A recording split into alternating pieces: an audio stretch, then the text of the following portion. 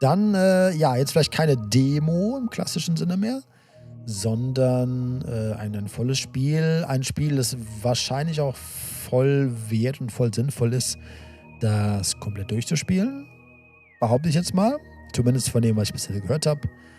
Ich meine, ihr habt mir das hauptsächlich ans Herz gelegt. Und zwar ist es Slay the Princess. Habe ich mir sagen lassen, ist echt gut. Und mal sehen. Mal sehen, ob das zutrifft. Und wenn es echt geil ist, hätte ich auch voll Bock, das durchzuspielen.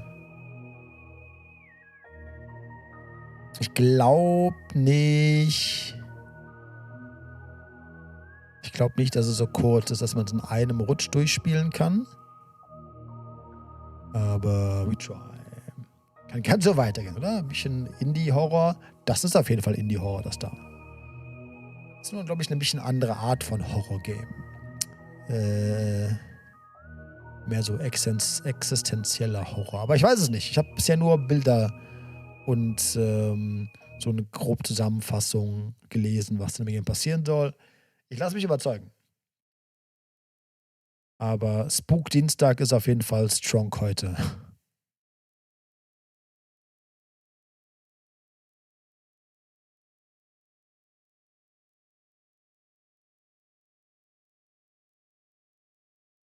Es lädt.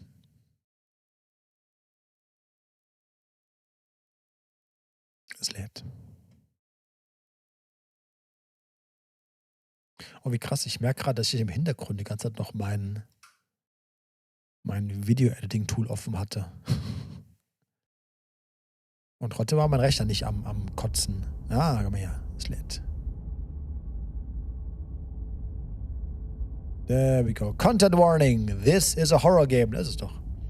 And it's not intended for all audiences. Slay the Princess contains flickering image effects as well as a parallax effect that on rare occasions has caused motion sickness. Warnung habt ihr hiermit? Vielleicht machen wir es auch so ein bisschen mehr so spooky von de Licht her.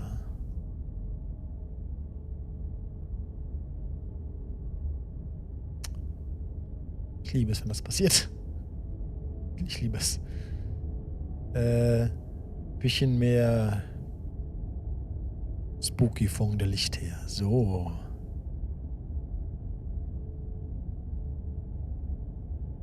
Whatever horrors you may find in these dark spaces, have heart and see them through. There are no premature endings. There are no wrong decisions. There are only fresh perspectives and new beginnings. Julio, hello. Okay. Jetzt muss ich aber gerade sagen, jetzt wo ich von meinem Konzept von dem Spiel, ist das so eine halbe Visual Novel. Und wenn Games so textintensiv sind, spiele ich auch gerne mit dem Gedanken, die auf Deutsch zu spielen.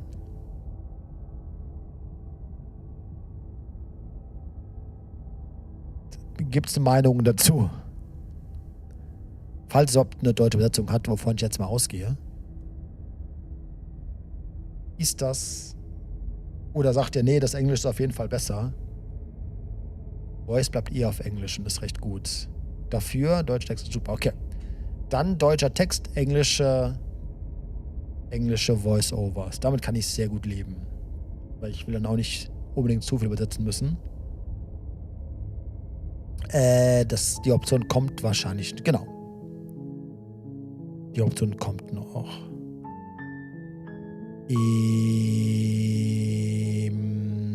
Preferences.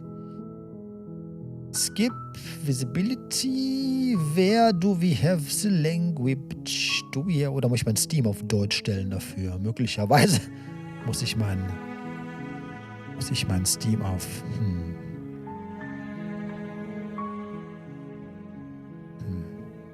Oder ist hier irgendwo Language? Steht irgendwo Language? Controls, Accessibility? Bin ich wirklich so blind? Nicht Controls, Quatsch. Accessibility ist natürlich, ja, das ist ja, kann man so lassen. Preferences. Display, Skip, Quick. Ne, muss ich wahrscheinlich von außen irgendwie machen.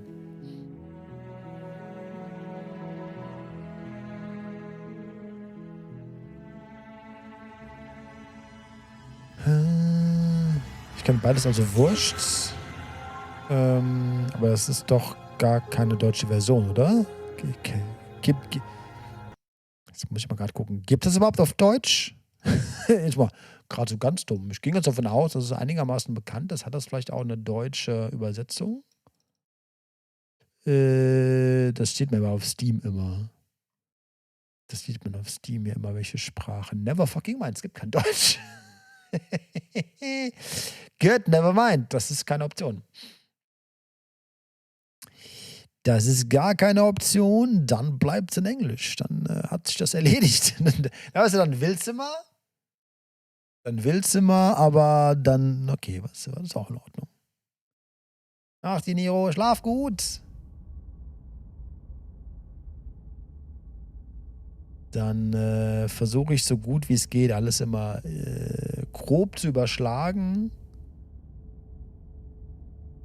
Was so grob vor sich geht. Weil so alles on the fly zu übersetzen könnte ein bisschen schwierig werden und ist auch irgendwann anstrengend, glaube ich. Was auf jeden Fall hier interessant ist, also prinzipiell, wenn immer irgendwas passiert, bleib bei deinem Weg und führ das bis zum Ende durch. Und es gibt keine frühzeitigen Enden und keine falschen Entscheidungen. Es gibt nur neue Perspektiven und neue oder frische Perspektiven und neue Anfänge. Ist das eine Liebesgeschichte? Oder ich weiß ja nicht. Okay, dann New Game. Kapitel 1.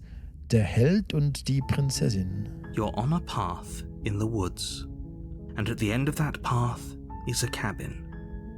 And in the basement of that cabin is a princess. Ich muss gar nicht lesen, ey. Das wird ja vorgelesen. You're here to slay her. If you don't, it will be the end of the world. Okay, Prinzessin erschlagen, sonst ist Welt zu Ende. Got it. Oh. Explore the end of the world. What are they talking about? Explore. Wir können uns, ach du Schande. Wir können uns mit dem Geschichtenerzähler unterhalten. Have you considered maybe the only reason she's going to end the world is because she's locked up? Mit so verschiedene Antwortmöglichkeiten. Killing a princess seems kind of bad though, doesn't it? Weiß nicht. Ich bin halt so jetzt so, was nicht, ich muss mal an Geralt denken. Und Geralt weiß, was er tut. Und nee, das ist eine Bruxa oder sowas. Die musste jetzt dran glauben. Can someone else do this? Forget it, I'm not doing this. Have you considered it maybe I'm okay with the world ending? Wir haben nur so Simp-Antworten, ey. Do I get a sort of reward for doing this? So, oh, okay. Thanks for telling me what to do. Sweet, I was wanted to offer monarch. Viva la Revolution. Das ist eigentlich meine Antwort schon. Oder silently continue to the cabin. Oh, wir könnten einfach der badass silent Protagonist sein. Ja, fragen erstmal. Weltenende? Wovon redest du? I'm talking about the end of everything as we know it. No more birds, no more trees, and perhaps most problematically of all, no more people. You have to put an end to her. Aber ich hätte gern so Hintergrundgeschichte, so ein Warum. But how can a princess locked away in the basement end the world? Das ist eine gute Frage. Don't linger on the specifics. You have a job to do here. Just get in there and do what needs to be done. We're all counting on you. Ich mag so Geschichten nicht, wo ich nicht erklärt bekomme, warum ich irgendwas mache. Do you have any evidence to back this up? Übersetzung, Brudi, mach mal Quelle. Look, you're already on the path that leads to the cabin. Why would you be here if it weren't to complete a very important task? You've made it this far, you might as well reach the end of your journey. Warum kommt mir seine Stimme so bekannt vor von dem Narrator? Klingt ein bisschen wie Sean. Aber das ist es nicht.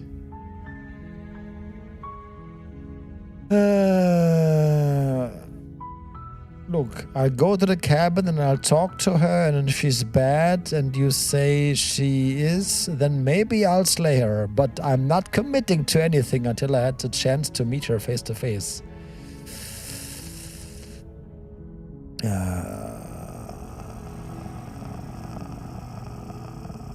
Okay, was ist meine Rolle jetzt gerade, die ich spielen möchte? Ich bin skeptisch, muss ich sagen. Nicht, weil es mir egal ist.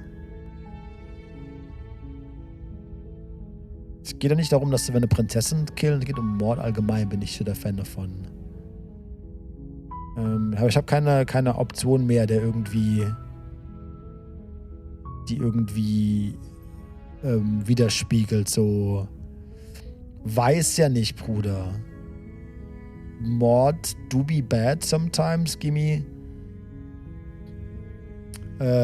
Fully voice acted by the impeccable Jonathan Sims and Nicole Goodnight. What? Die kenne ich. Jonathan Sims kenne ich, glaube ich, nicht. Danke für die Info. Wer ist Jonathan Sims?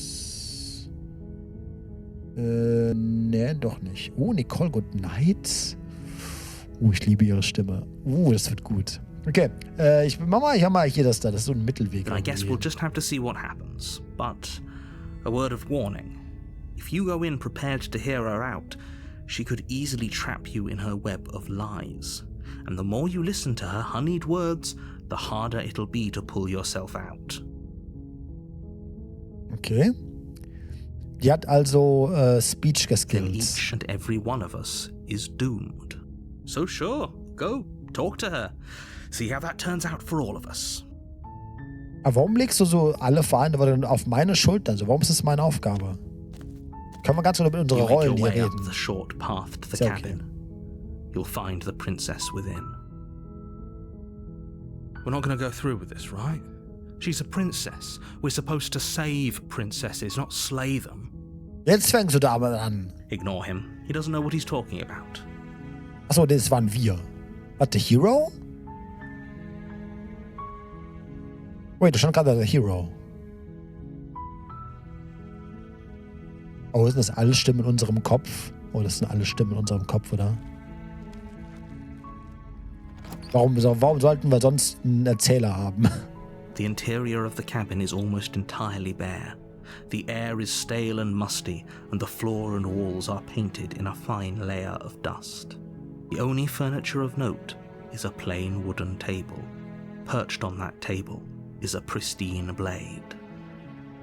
Ist irgendwie alles so einfach. Warum haben wir so ein... Das fühlt sich falsch an. The blade is your implement. You'll need it if you want to do this right. Nein, die Stimmen hören wir alle. Okay, die Stimmen in unseren Köpfen. Wir sind alle der Protagonist. Aber ich glaube, der Erzähler ist Teil des Protagonisten. So sagt mein Bauchgefühl so. Weiß nicht, wenn die hätte halt getötet werden müssen, hätte das schon jemand gemacht, wenn die im Keller irgendwo festhängt. Okay, you take the blade from the table. It'd be rather difficult to slay the princess and save the world without it. Du fokussierst mir das zu sehr, das Save the World. Du sagst mir zu sehr, dass das die richtige Antwort ist, was mich skeptisch macht. Aber vielleicht ist auch genau das die Intention? The door to the basement creaks open, revealing a staircase faintly illuminated by an unseen light in the room below. This is an oppressive place. The air feels heavy and damp, a hint of rot filtering from the ancient wood. If the princess really lives here, slaying her is probably doing her a favor. Können sie auch befreien? Ist das eine Option? Her voice carries up the stairs. Who's there? It's me. She sounds dangerous. It's almost as if she's the one in charge down here. What? Ah, Voice of the Hero.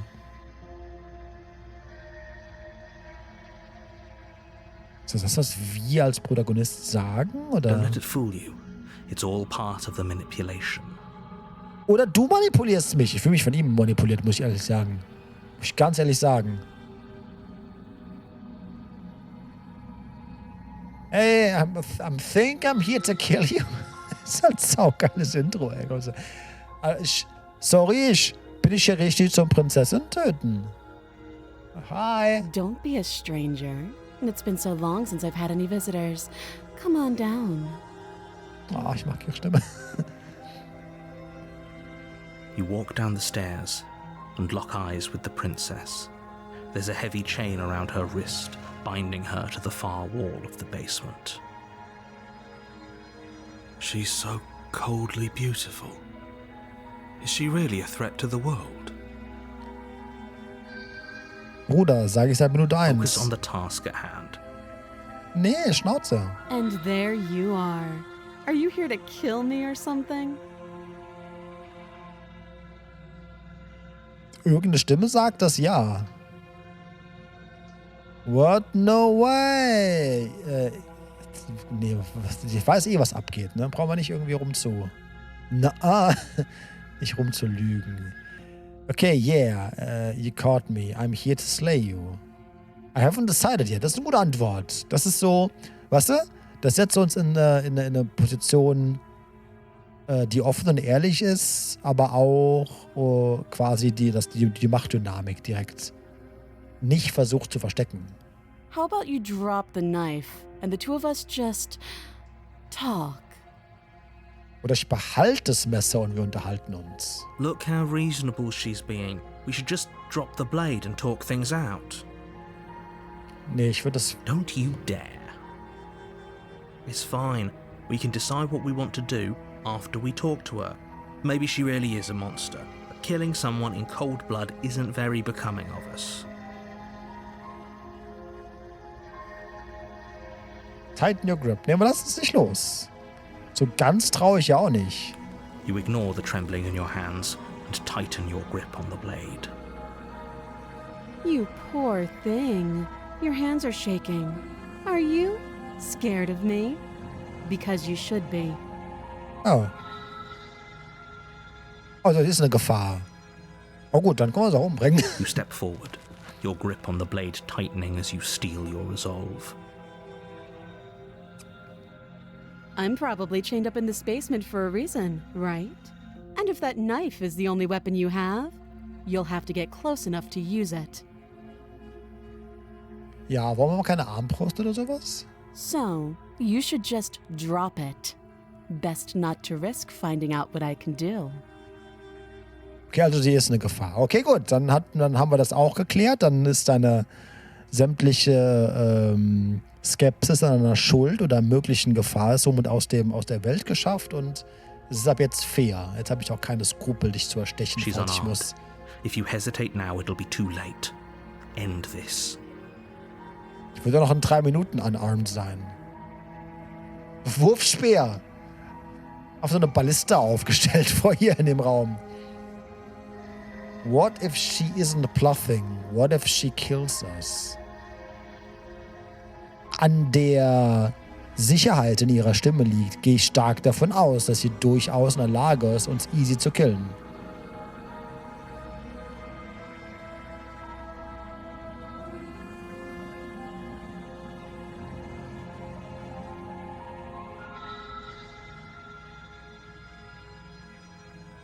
Can we just talk?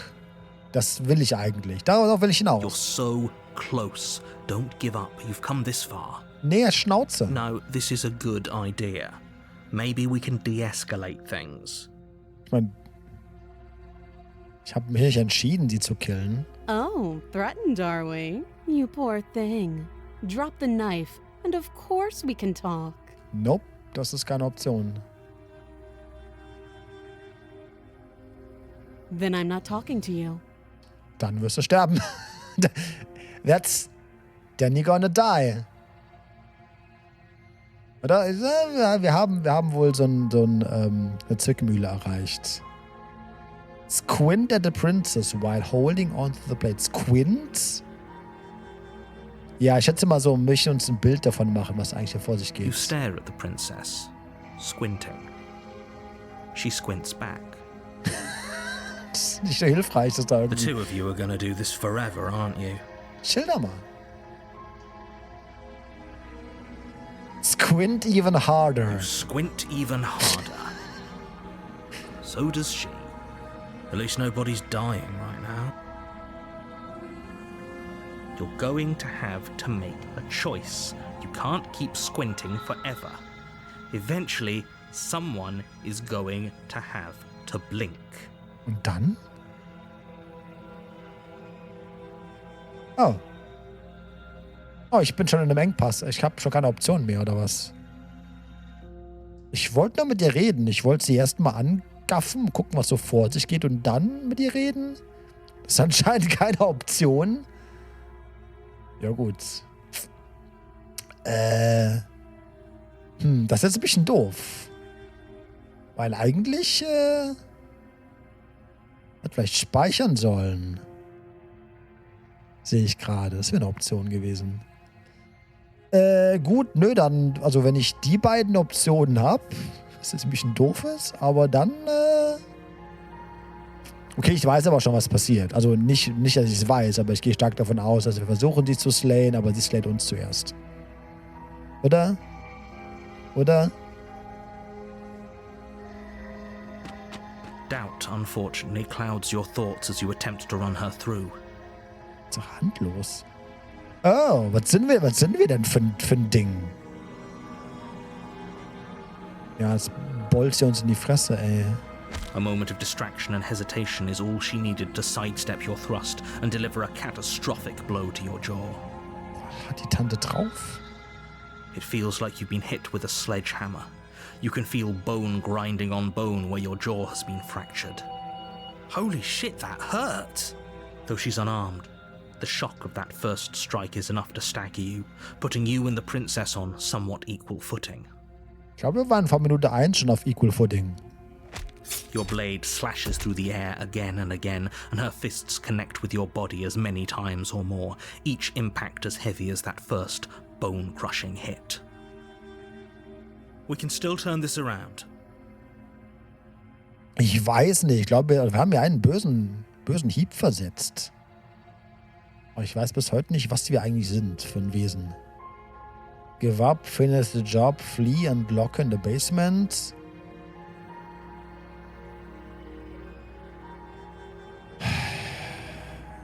Give up klingt wie Tod für uns. Das wäre jetzt, also, wenn ich jetzt eine freie Option hätte, würde ich sagen, okay, wir gehen mal einen Schritt zurück. Wir haben beide gezeigt, wir sind willens, Gewalt zu benutzen. Lass doch mal reden zuerst. Aber ich glaube, Give up ist einfach sterben, wirklich in dem Augenblick. Weil so mächtig kann sie halt auch nicht sein, weil sonst wäre man schon tot.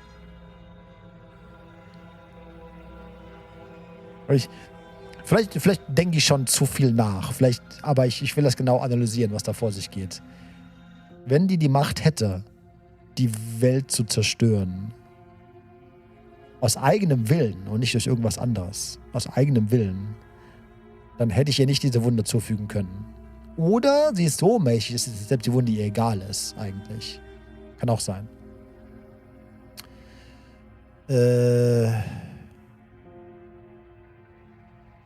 Aber dann wären wir auch schon tot. Und er spielt mit uns. Ich will eigentlich fast Gewab sagen, nur um zu sehen. Oh, ich kann ja speichern. Safe, oder?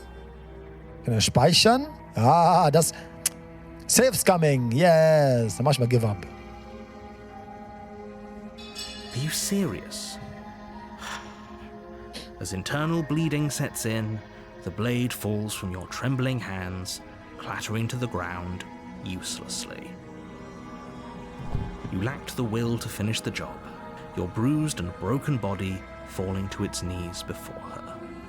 The princess, exhausted, chest heaving with heavy breaths, tosses the blade away from you. This is the end, isn't it?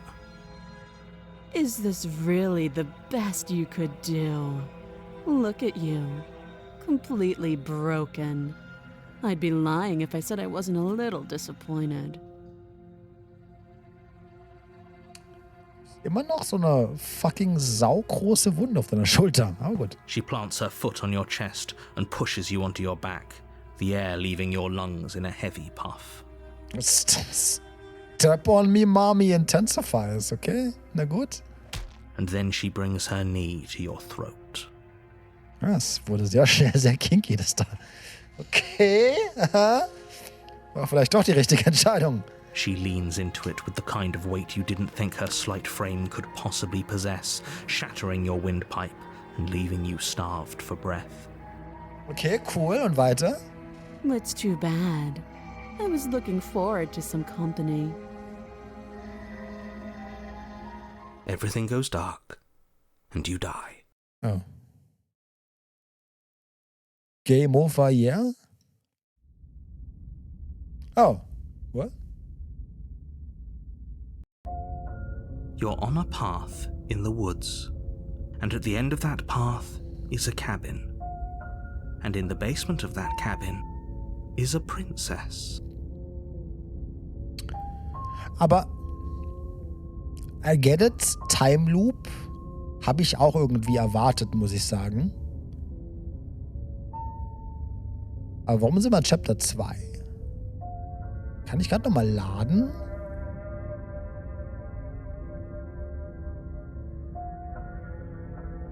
Wo lade ich denn? Loads. Warte mal. Dann mache ich mal Finish. Das endet wahrscheinlich gleich. Aber ich hätte dann nur gerne gewusst, was passiert, wenn man das macht. Aber das war nicht das, was ich dachte, was passieren würde. Okay. Dann machen wir Finish it up. Ja. You and the princess stare at each other, both gasping for breath, equally exhausted. You probably won't make it out of here alive, but you can at least make sure that she won't make it out of here either. Excuse me? Do you think this is what I wanted to happen? I have a duty to state the facts of the situation, and honestly, it's a miracle anyone is still standing right now. Can you not feel all those ruptured organs bouncing around in there? If the princess doesn't do our friend in herself, internal bleeding is certain to finish the job.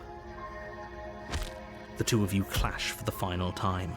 You feel your ribs break as she delivers a heavy blow, but you push through the pain, falling forward and sinking your blade deep into the princess's heart. Ja, doch eher so. Oh. The two of you fall to the floor. This was fun. Dankeschön. The princess gasps, her voice an unhealthy rasp as her lungs start to fill with blood. You put up more of a fight than I thought you would. But I have to wonder, do you really think this is the end? Von dir, ja. Von dem Spiel, nein. But you don't have time to worry over such things. Everything goes dark, and you die. Okay. Jetzt. Oh. Chapter 2. Oh. You're on a path in the woods, and at the end of that path is a cabin. And in the basement of that cabin is a princess. Also, nicht nur ein Time Loop-Mechanik, es ist so ein ja, Professor Disconnect. Ja, hallo liebe Raiders, einen wunderschönen guten Abend. Namaste, you guys. Good morning. Was schafft mir die Ehre eures Besuchs, Salut, ça va? Und Aaron, vielen lieben Dank für den Follow. Hallo, hallo. Wintar, einen wunderschönen guten Abend. Ja. Warst lang nicht da, oder? Oh, hör mir auf, ey. Ich habe die ganze letzte Woche, ja halb im Sterben gelegen, ey. Wie geht's euch? Wie war euer Stream? Schön, dass ihr hier seid. Grüße gehen raus. Hello, hello, hello. Was war denn los? Ich sag mal, long story short, so ein Zahnarztbesuch ging nach hinten los. War aua. Schön, dass ihr hier seid. Erzählt mir von eurem Stream, wie es euch geht, was ihr getrieben habt. Macht euch bequem, lehnt euch zurück. Vielen lieben Dank für die ganzen Follows. Cocky. Merci beaucoup. Wer mich noch nicht kennt, mein Name ist Wintar oder Mark. Ich hoffe beides. Willkommen zu die Woche ein bisschen außergewöhnlichem Streamplan. Heute mal Indie-Dienstag, weil warum nicht? Wir hatten jetzt eben schon, also wir zocken meistens einfach Indie-Games. Coole, interessante, meist unbekannte Indie-Games. Wenn euch das was zusagt, dann macht es euch bequem. Gerne Horror, gerne Weird, gerne What the fuck.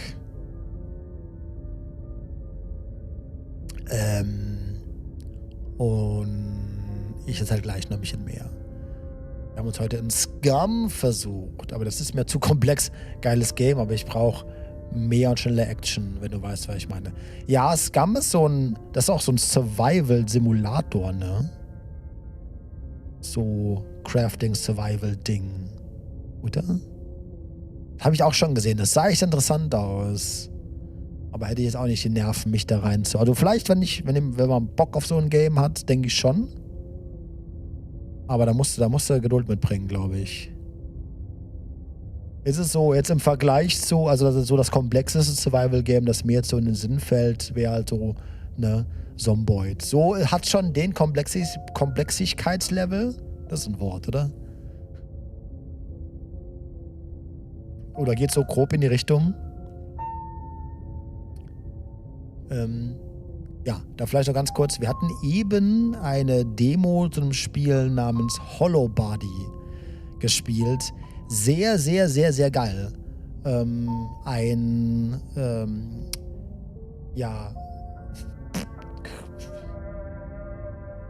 Survival-Horror-Game, kann man einfach sagen. Ziemlich im Stil von den frühen Silent Hills. Bisschen weniger Ghost-Spooky, bisschen mehr Monster-Spooky.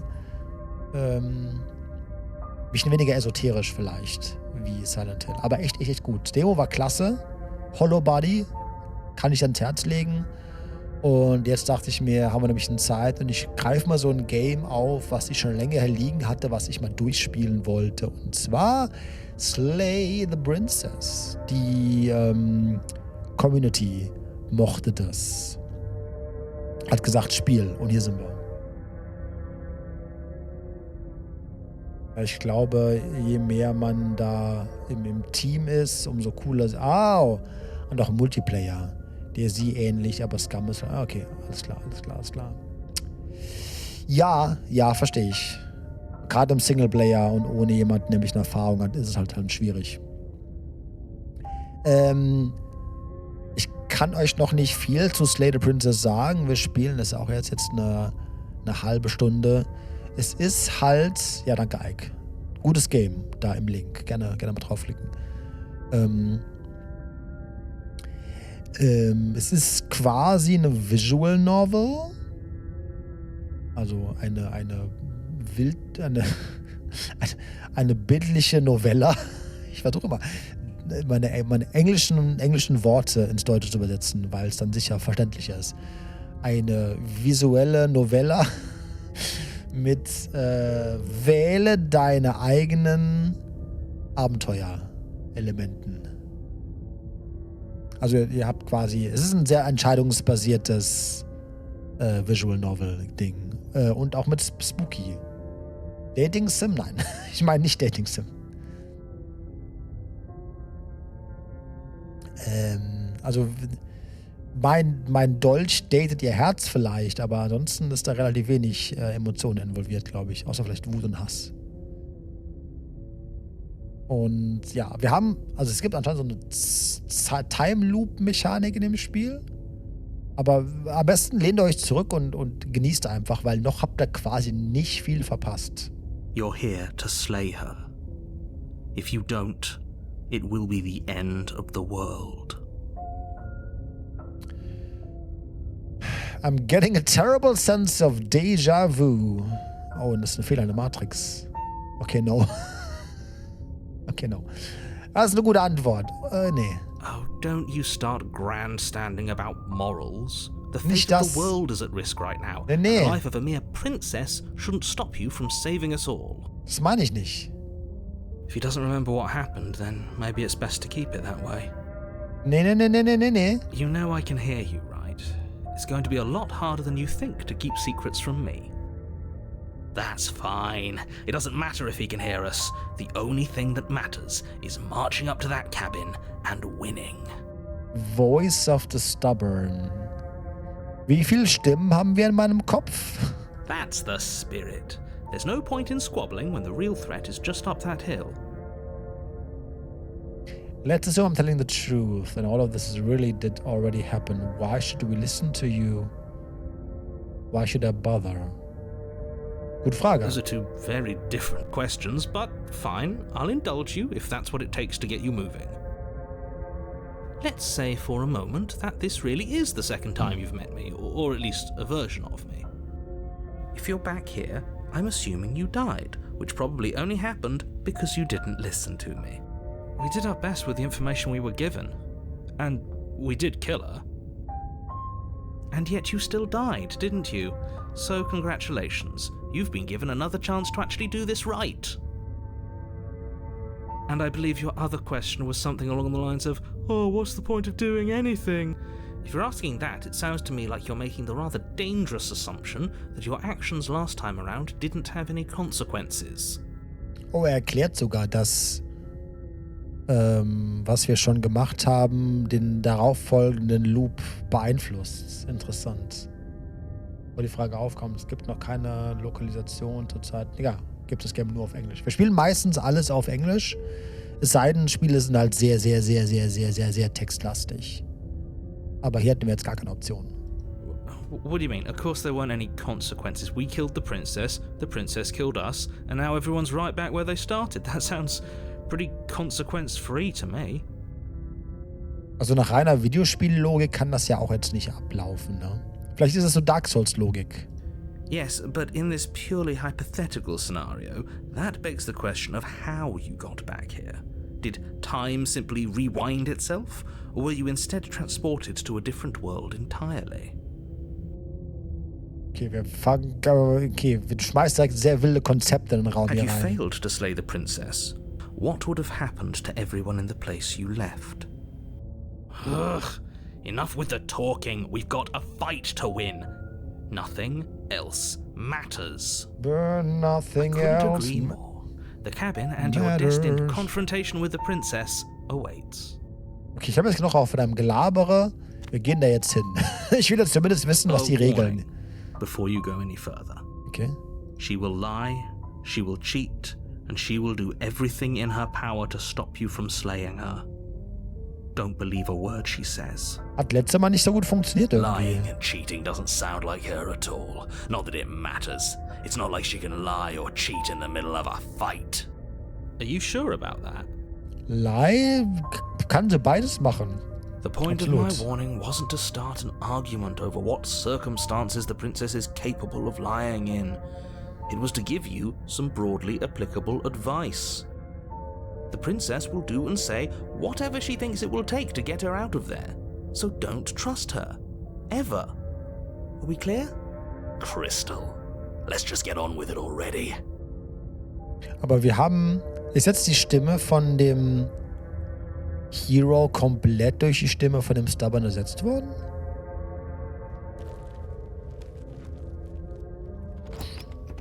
Ja.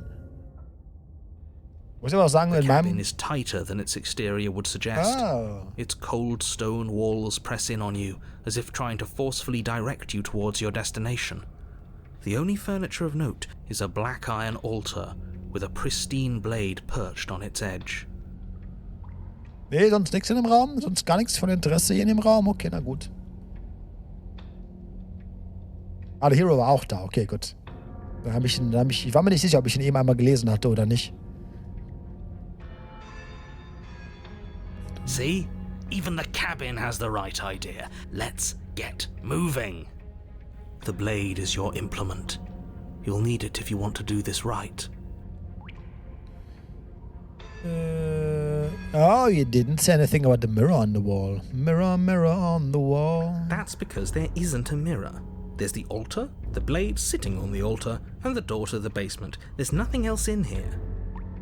Okay, also ist dass der Narrator halt nicht glaubwürdig ist, wussten wir von vornherein, aber das hast du somit quasi There's bewiesen. definitely a mirror. Okay, das ist der Held, alles klar. There isn't. You already wasted so much time in the woods. Who even cares if there's a mirror? Ich? Kommt eine ganze Sache schon auf die Schliche. I care about whether I'm being lied to. As do I. I'm not lying to you. Use your eyes. There is no mirror. Why would I lie about something so meaningless? What good would a mirror even do? Let you waste time preening yourself instead of doing what needs to be done. Ich will wissen, was für eine Art Wesen ich bin. Oh, der Narrator will uns davon abhalten, herauszufinden, was für eine Art von Wesen wir sind, weil Menschen wir nicht. Oh, ich sehe schon. Also, wir haben so keine Freunde in dem Szenario, ne? Dass die Prinzessin irgendwelche guten Absichten hat, haben wir gleich vorneweg ausgelassen. Narrator auch nicht auf unserer Seite. Got it. Approach the mirror. You walk up to the wall next to the basement door. It's a wall. There isn't much to see here. Und weil er es uns nicht erlaubt, sehen wir uns nicht in dem This Spiegel. really isn't funny. You reach forward and rub your hand against the cabin wall. I hope you know how ridiculous you look right now. Wo Spiegel? But it was there a second ago. And now it's gone, so all of us can stop arguing about it and get to fighting. Also somit hat der Narrator sogar auch eine gewisse Macht über diese Welt. Weil der hat ihn entfernt. Kannst davon ausgehen, ey. Okay, take the blades. You take the blade from the altar. It would be difficult to slay the princess and save the world without a weapon. Es wird auch mit der Weapon sehr, aber okay.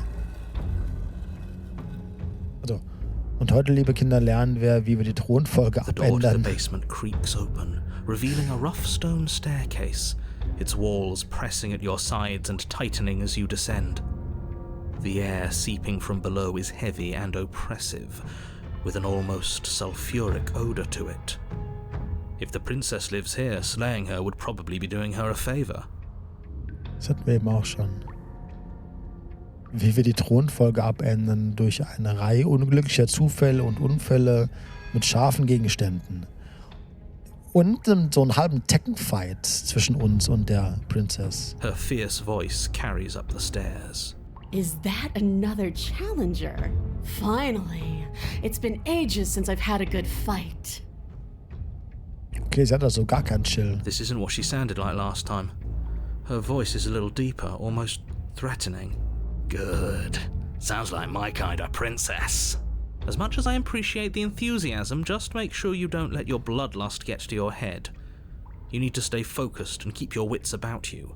Remember, you're here to slay the princess, not to have a good fight. Stubborn ist eher aggressive, ist so. Hello, Lily. Was der Erzähler erzählt, ist Wahrheit. Was der Erzähler erzählt, ist Realität. Keine Geschichte ohne Erzähler, keine Erzähler ohne Geschichte.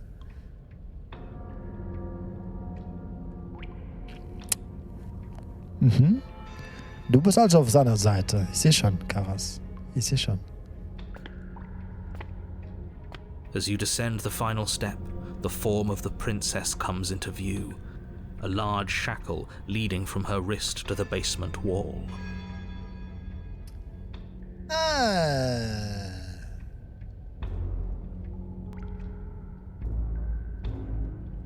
Bin das nur? Ich finde sie sympathischer geworden von letztem Mal auf heute. Also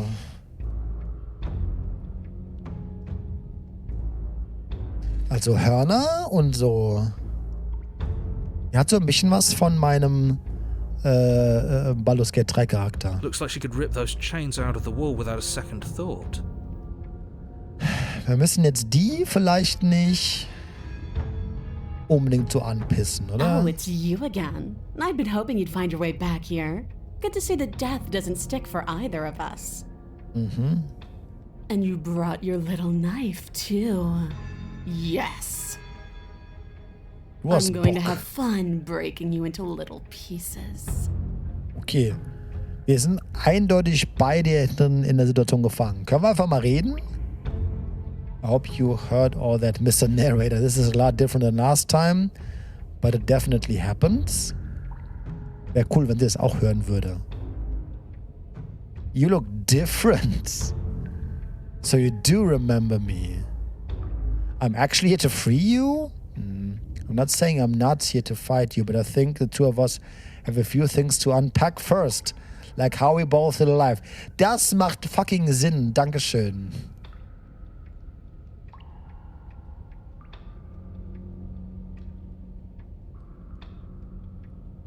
Aber wir haben immer Explore-Optionen und Nicht-Explore-Optionen.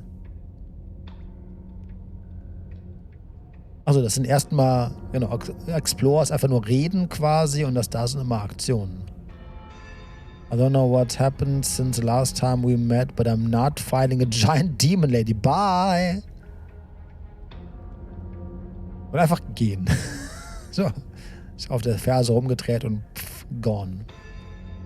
Nee, also, weißt du, vielleicht habe ich letztes Mal überreagiert, okay? Und war ein bisschen zu vorschnell. Lass uns doch mal, wobei ich halt glaube, dass sie auf das hier nicht so geil reagieren wird. Die hat halt Bock zu kämpfen jetzt. Und ich kann es verstehen. Ich schätze mal, mein Verhalten hat dazu geführt, dass sie so wurde, okay? Okay.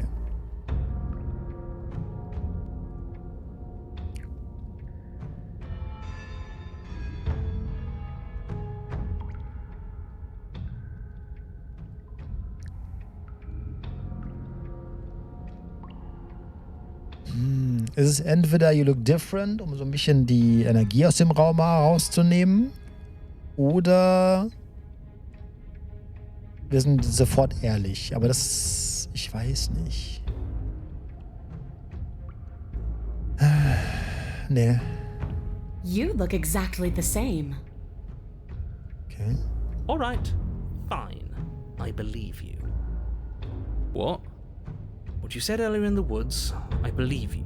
You've already met the princess and the princess has already met you. But that's all the more reason to take this seriously. Was? Wer hat jemals angezweifelt, dass wir das ernst nehmen? You don't know that whatever brought the two of you back to life isn't a fluke. And beyond that, do you know who doesn't remember anything that happened last time? Me. I don't remember. Ist doch egal. Ist mir scheißegal, was du rememberst und was nicht. Das heißt aber, wir sitzen ja im selben Boot. Are you okay? Of course I'm not okay. As far as we're all concerned, the fate of my world is still very much on the line. Not all of us have the luxury of jumping over to a parallel universe the second we die. Aber ist es ein Parallel Universe? Just because it bothers you, I'm going to take this even less seriously. So müssen wir auch nicht sein, ne? You don't know the depth of my apathy. Lie. No, I don't know what you're talking about. I've never died. Ne, es wäre dumm, das da zu sagen. Don't worry, I'm going to do a good job. You got me. Pretty much everything you just said is true. Remain silent. Ich habe dazu nichts zu sagen. Ich will mit ihr wieder reden. Das ist die interessante Dynamik. Die Stimme kommt mir bekannt vor. Von wem? Von ihm oder von ihr? Seinen Namen hatten wir eben. Ah ja, genau. Jonathan Sims. Der ist sehr, sehr weit verbreitet. Ein Voice-Actor, der schon viele Jobs gemacht hat. So.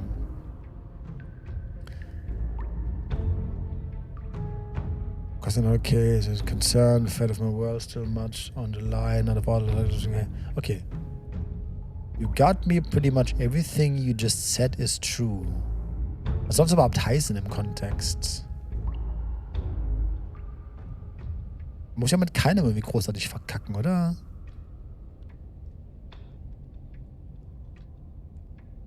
Und sie hört uns auch. Also, ich sag mal nix. I'm going to take that silence as a sign that from this moment on, you're going to treat the task before you with the utmost importance and seriousness. I'm so glad that we're finally all on the same page. Okay. Aber. Oh, guck mal, wir haben auch die anderen Optionen. Okay. So you do remember me. Sure. Oh, I remember you all right. Best 3 minutes of my life. So, why don't we do it again? Ist halt auch dumm, ne? Jetzt irgendwie das so... See? She wants to fight us again. There's no reason for us to stand around talking. Schnauze stubborn. Du laberst Scheiße. Okay, dann habe ich meine beiden Sachen, die ich hätte vorher sagen können, schon benutzt. Und dann ja. I'm not saying I'm not here to fight you, but I think the two of us have a few things to unpack first. What is there to unpack? I was dead and now I'm not, and the same goes for you. There. Unpacking done. Die Untertreibung des Jahrtausends, ey. Don't you get it? We've been given free rein to wail on each other. Forever. Wenn das ein Kink ist, ist ja cool, ne? No shame, aber können wir mal kurz drüber nachdenken, was das Couldn't have heißt? said it better myself. Schnauze stubborn.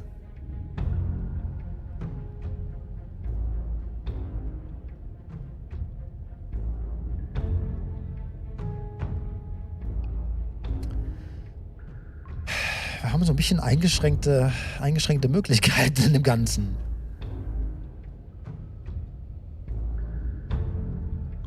I haven't decided what I'm doing yet. Ne, habe ich auch nicht. And why not? You decided what to do with me quickly enough last time. Habe ich nicht? Are you scared I'm going to kill you again? Nee. Maybe you're worried I'll put you down for good this time. Darum geht's doch nicht. If you want to talk, I guess I can talk. But you should come a little closer first. Okay. Weißt du? Wenn ich hier von ihr erwarte, dass wir uns unterhalten und dass wir uns mit Respekt unterhalten, dann würden wir auch auf ihre kleine Bitte einfach eingehen. Und mal Zeichen des Entgegenkommens, buchstäblicherweise. Blade held tight in your hand, you take a cautious step towards the princess. You stop a few feet short of her reach, her chains taut as she stares down at you. She's a lot bigger than I thought she was. Why do you sound so scared? We can take her. Darum geht's doch gar nicht. Well, what do you want? Because every second we waste talking is a second we could spend killing each other instead. Warum willst du das? Was ist los mit dir? Oder ist das die Prinzessin, die ich aus ihr gemacht habe, weil ich sie gekillt habe letzte Mal? So eine Verhaltenspermutation, nicht Permutation, eine Verhaltensentwicklung quasi.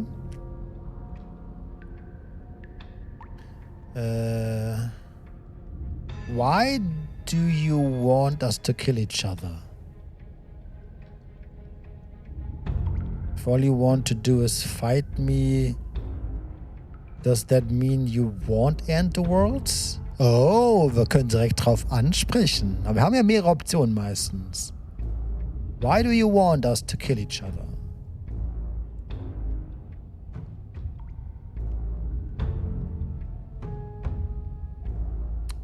Can we just, I don't know, spar a little? Maybe there's a compromise where we all can get what we want, nobody has to die, and the world doesn't need to end.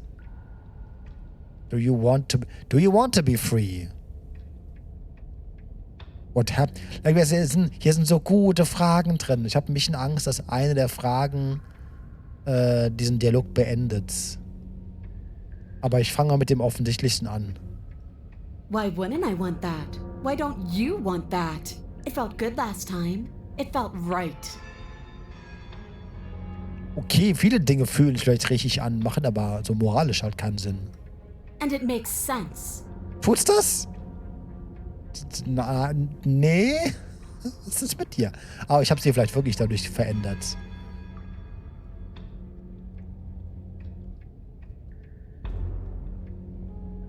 If all you want to do is fight me, does it mean you won't end the worlds? The world? If there's a world, I haven't seen it. There's you, and there's me, and there's the ground beneath our feet.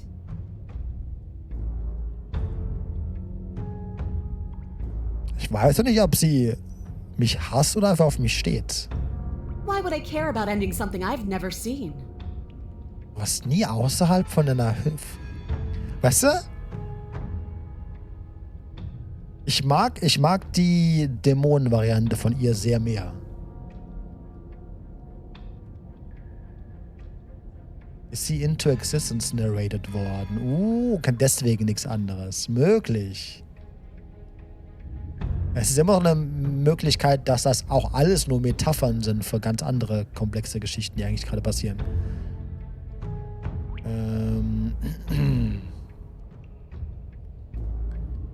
Don't you want to be free? Like, das glaube ich ihr aber, dass sie die Welt nicht beenden wird.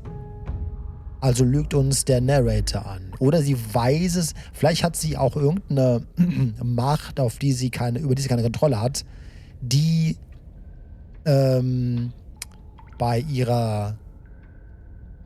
die sie freisetzt beim Freiwerden und dadurch die Welt endet. Oh, ich habe das Messer an ihrer Kehle, Entschuldigung.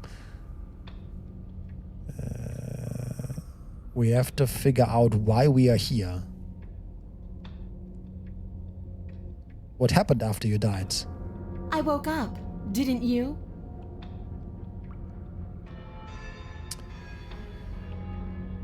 The basement is different.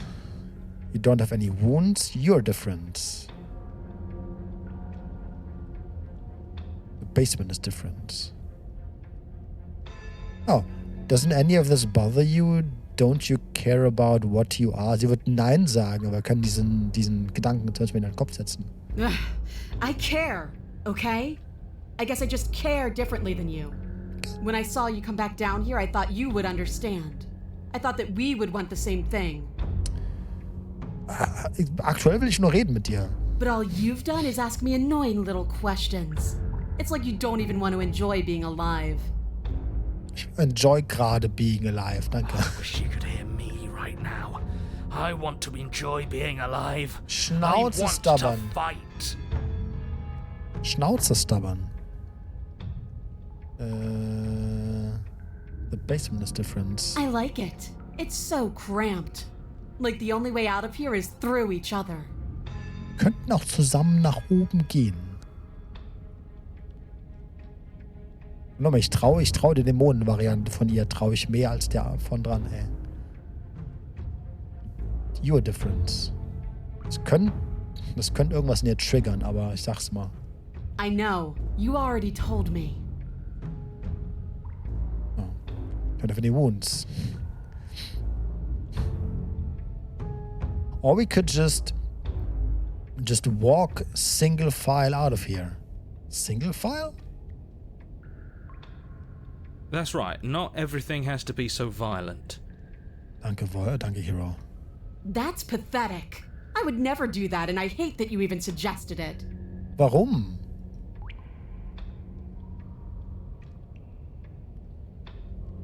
Warum? You don't either.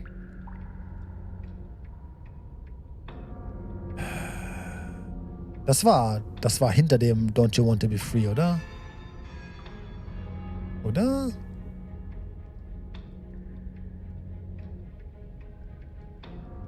free. The princess glances down at her chains. Oh, you mean these? They're just metal. They're nothing. Ist was dran? Okay, ja, hast du recht. She steps forward, her bindings creaking under the pressure of her strength. And then they snap. It was only a matter of time, but she's loose. Okay. Dear Lord, what do we do? Alles gut, wir haben Kontakt. Wir sind auf Augenhöhe. You took the blade. How about you use it? No, shut the fuck up. Exactly. We do exactly what I've been telling you to do since the second we got here. We fight her, we kill her, we win. Warum Zyklen von Gewalt? What? Did you think you were safe standing right outside my grasp? The only reason I haven't drawn blood is because I want to make sure that your heart is in it. I don't like fighting someone with a weak spirit. Von mir aus können wir auch kämpfen. Ich will zumindest wissen, was But zur go Hölle. ahead. Keep trying my patience. Ja, werde ich. We have to figure out why we are here. We don't. Because I know why we're here. We're here to kill each other. Das ist nicht der Grund. We're here to kill each other. It sounds like she doesn't care if she dies here. Maybe we can use that to our advantage. Darum geht's doch nicht. How boring. I'm not interested in watching you try and outwit her. I'm interested in overpowering her. We shouldn't need to use any dirty little tricks to win. Die sind alle so kleinkariert. Ich als Spieler möchte mich mit der Prinzessin unterhalten, weil sie ist halt schon ein interessanter Charakter.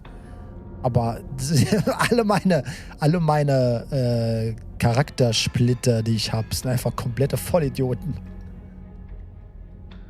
I don't mean we are here existentially. I mean quite literally. Why are we in this basement? Who sent me to kill you? Why me? Why you? There are answers out there and we need to find them. Das wird bei mir nicht anspringen, das da. You were put down here for a reason. I was sent to kill you for a reason. Don't you care what this reason is? Wird's auch Nein sagen. We are here because some people want me to kill you. Das wird einfach gefallen, das da. Nee, ich will wissen, okay, das ist noch das Beste, glaube ich. I don't need to care, because I already know what I am. I've already found my purpose. Guck über den Tellerrand hinaus. Ey. The princess flashes a sinister grin. You. Does she mean her purpose is killing us? Definiere Purpose, aber prinzipiell ja. She means fighting us. She means both of us getting stronger through sheer pain and will. The fear of death no longer able to hold us back.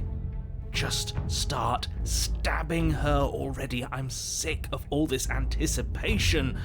We're ready. Halt die Schnauze, Stubborn.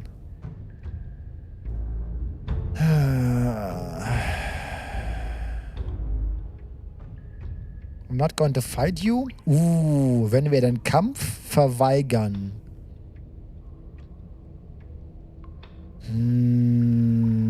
Ich habe das Gefühl, dass du sie gemeuchelt hast, hast irgendeinen Kink in ihr geweckt. Für das Meme, ja, absolut. Real Talk, though, ich glaube, ich habe hier halt einen Sinn gegeben, ohne es zu wissen. Und das war kein guter Sinn. Es gibt ja noch die Option, da können wir so ein bisschen uns prügeln und wir beide überleben es einfach. Sparring? That's just play fighting. It isn't real. Ja, aber wir können doch, was nicht, halt uns prügeln, bis wir bewusstlos sind und dann halt nochmal aufstehen und das einen Monat später nochmal machen. Wir können uns für immer verprügeln. What's real is when my flesh splits open. What's real is when you keep getting up until your legs can't hold you. What's real are the things we do to each other when the only options left are winning and dying. Die ist echt horny auf mich wie Sau. That is the only thing I'm interested in. The only thing they fear is her. I'm not going to fight you. Das ist meine einzige Machtposition. Ich sage, okay, dann kill mich. Und das will sie aber auch nicht. What are you trying to do? Do you think pacifism is going to win her over? Because it won't. Natürlich. Ich sitze am längeren Hebel, du Idiot. Right? This isn't fun. This isn't interesting. It's pathetic and cowardly and boring. Du bist einfach dumm, Stubborn. Oh, you cheese. I can't believe you'd go through all the trouble to bring a knife down here and then refuse to use it. Oh, wir hätten es oben lassen sollen. Wir hätten das Semester erst gar nicht mit runternehmen sollen. Gut, weiß halt nicht vorher, aber cool eigentlich. Let's see if you still feel that way once I start beating you. Okay, tu es. You stand your ground as the princess thunders across the basement floor, her shoulders tucked low as her fierce, unblinking gaze locks onto yours. Wir sitzen am längeren Hebel, sie will einen Kampf und wenn wir ihr keinen Kampf geben, dann musst du uns zuhören. You don't see the impact, and you can't say for sure if you even feel it, but you hear your bones splinter, and you can feel your feet leave the floor as you're hurled bodily into the unflinching stone wall. Well, shit. We're fine. Are we fine? Are we really? No, you're obviously not fine. Your body is broken. Enough games. Pick up that knife and fight me. Your eyes, swimming with a concussed delirium, look down in confusion at your now empty hands. It takes you a moment to drag your vision across the floor before you manage to pick it out amongst the stalagmites littering the basement. It's sitting at the princess's feet. Here, let me lend you a hand. She bends to the floor and pinches the tip of the weapon between her fingers. She stares down at it in mocking disgust before hurling it towards you. It lands at your feet with a pathetic, tinny clatter.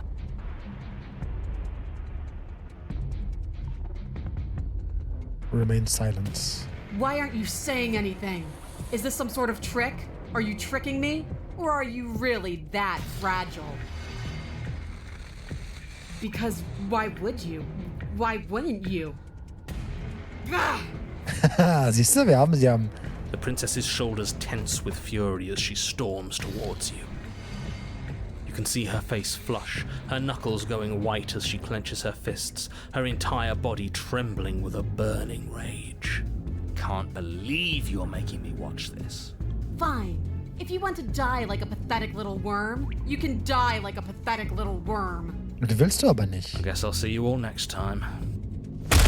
Oh. She reaches down and grabs you by the throat, lifting your limp form and slamming it forcefully against the wall. Her eyes twitch as her grip tightens around your neck. She sure is taking her time, isn't she? Why? Why are you letting me do this? Why are you making me do this? Why won't you fight back? Weil das sinnlos ist. Ah. Because death doesn't matter anymore. Fighting is... Fighting, not fighting, what does it all matter? Nee, das ist... Because there's no more to this than just fighting each other. I'm letting you kill me. Is how I can show you that... Wait, what? Because there's more than this. Just fighting each other. If letting you kill me is how I can show you that, then that's worth it. Oh ja, ich mag den Ansatz. I care about you and I don't want you to hurt anymore. I care about you and I don't want to hurt you anymore. Das ist nicht der Grund, nee. I just think it's kind of funny. Das würde dir gefallen, glaube ich, aber das sage ich nicht, nee. Ich könnte halt still sein. Und das könnte mich halt auch killen. Okay, ich speichere wieder. Ich gebe mir immer einen Save-Punkt pro Dingens. Remain silent könnte halt noch mehr Gesprächsoptionen freischalten. You won't even answer me, huh? I hate you. Ist gut. Sprich mit deiner Emotion. Hardens. You feel a horrific pop in your neck. Ist okay. She releases you, your numb body crumpling to the stone floor as your vision starts to fade. What am I supposed to do without you? Hätte mich nicht gekillt. I guess I'll see you all next time. Das könnte aber I gut can sein. say that now, right? We're dead? Wenn sie das Wissen mitnimmt ins nächste Mal. Great. I can't wait to be stuck in this useless body all over again. I won't be seeing you, but I suppose something like me will. Everything goes dark, and you die. Okay. Wenn sie, weil du hast ihre Verzweiflung in der Stimme gehört in dem letzten Ding. Das ist genau das, wo ich hin wollte. Oh. You're on a path in the woods, and at the end of that path... Oh, I've heard this one before. Let me guess. There's a cabin and a princess, and you want us to get rid of her for you. But it's not gonna happen. At least not on my watch. The Contrarian. Oh no, bekomme ich Stubborn zurück, bitte? Oh, you bloody fool. Am I the only one here who actually listened to her? She wants a fight.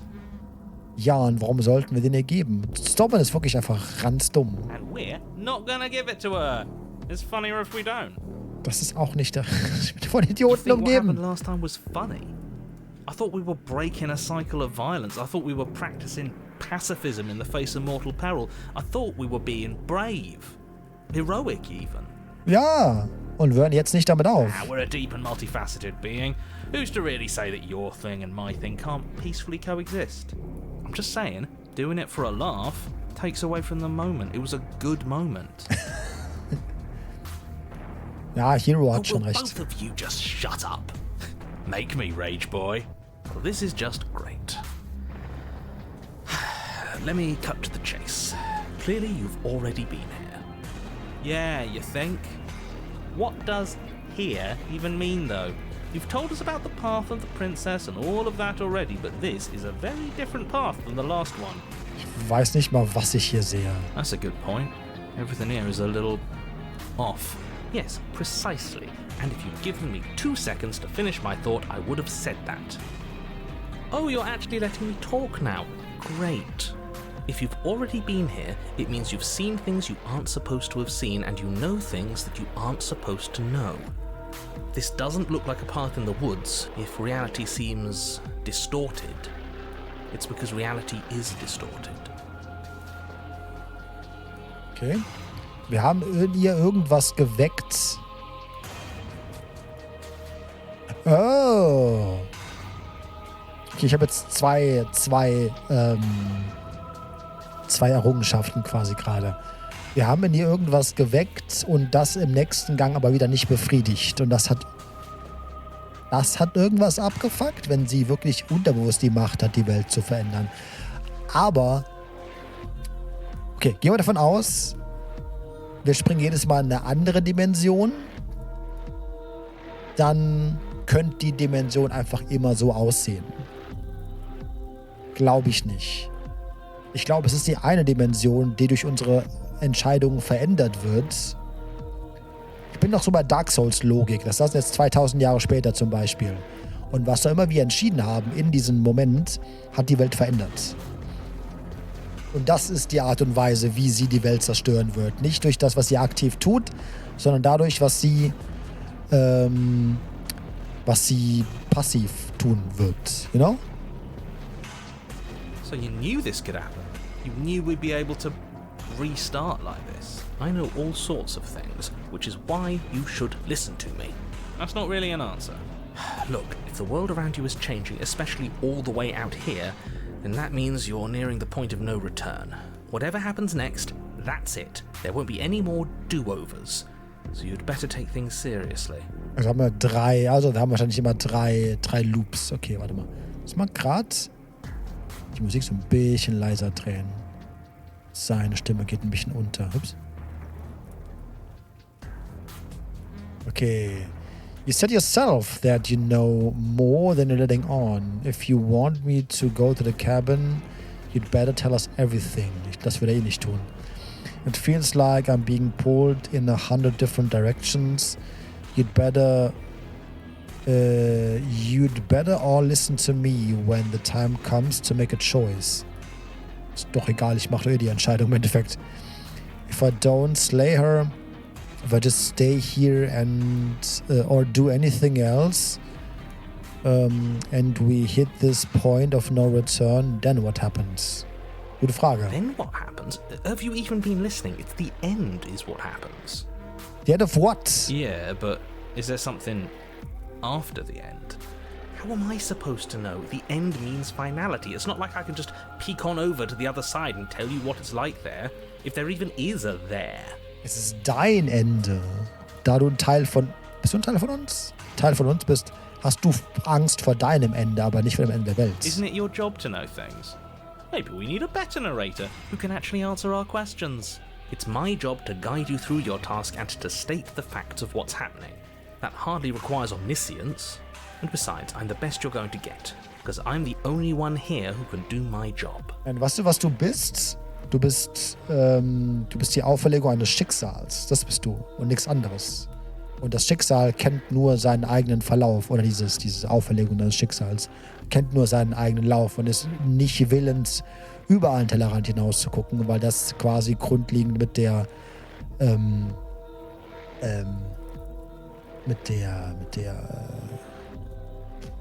würde man denn sagen, mit der eigenen Prophezeiung quasi und somit mit sich selbst im Kontrast stehen würde. Genau?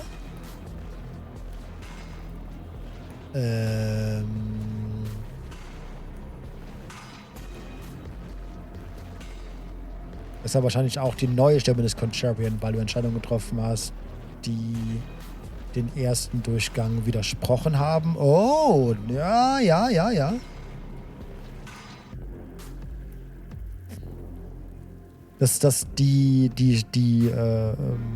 nenne es mal die Splitter von uns, sind immer eine Reaktion auf das, was wir bereits getan haben.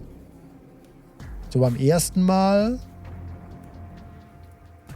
haben wir versucht, diplomatisch zu sein, es ist gescheitert und dann hatten wir einen Sturen, der einfach drauf los wollte. So, dann haben wir aber dem halt auch widersprochen und dann kam der dann raus. Okay. Ich frage das da auch mal, aber würde uns nicht alles sagen. I can't. Anything I say at this point is far more likely to accelerate the unraveling of this place than it is to actually help you do your job. Also hast du doch die Macht, die Welt zu verändern und nicht die Prinzessin. In fact, I probably shouldn't have even said that. Siehst du, jetzt ist die Dynamik eine ganz andere. Du hast vielleicht ein komplettes Bild von dem, was hier passiert und die Prinzessin ist vielleicht ein Zahnrädchen in diesem Konstrukt. Und was sie tut, ist wichtig und relevant, aber es ist nicht ihre Schuld. I trust that if you've been here before, it means you know how dangerous she is. Ist sie nicht. And that you know I'm not lying to you about her. Sie ist nicht gefährlich. Sie hat nur das Potenzial, Schaden anzurichten. Das ist nicht das Gleiche. Really? That's it? That's all we're getting out of you? If he thinks reality is about to end, how about we just let it happen? Wouldn't that be interesting? I think that would be interesting. Okay, er ist nicht ganz so schlimm wie Stubborn. Do you actually want to see the end of everything, or do you just not want to fight her? Und die ist gewillt, dieses Potenzial an mir zu nutzen. Ja, okay, true. Aber da geht es halt um zwei Personen und nicht um die Welt. Ne? So rein logisch gesprochen, wenn ich sie mich killen lasse und dadurch wird die Welt gerettet, ist das ein guter Deal.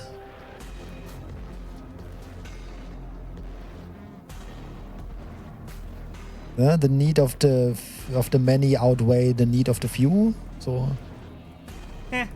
Bit of both. I get it. You're conflicted. Extremfall hier. But I really have to be firm here. I will tell you one thing, which is that even now you are capable of stopping her and saving the world from ruin. You always have been, and you always will be. What do you mean Do with that what you stopping her? Was stoppen wir denn genau? Was meinst du mit stoppen? Ich rede mit ihr. Ich hab mehr Bock mit ihr zu reden als mit dir jetzt. Ich gehe jetzt einfach dahin. Kannst du mich mal. Good, we're all on the same page. It isn't long before you find yourself at the end of the path, staring up at the cabin on the hill. You'll find the princess within, as I'm sure you already know. End her. That's it? No final words of advice? I'd rather not waste any more time. I'm sure that any advice I'd give at this point is something you've already heard. Don't be so hard on yourself. We all wind up in creative ruts now and then. I'm sure if you put your mind to it, you could think of something worth telling us. Proceed to the cabin. Wenn das eine Option The ist, interior of the cabin is a place that feels long forgotten. There was once an elegance to its construction, carved marble columns holding a high arched roof, vaulted windows letting in the weak starlight. But that is how it was. Now there is a growth that has overtaken it. A viscous fluid seeps from cracks in the stone walls, and it congeals into chaotic streaks of writhing nerves and wet clumps of living meat. aber wie kann das überhaupt passieren?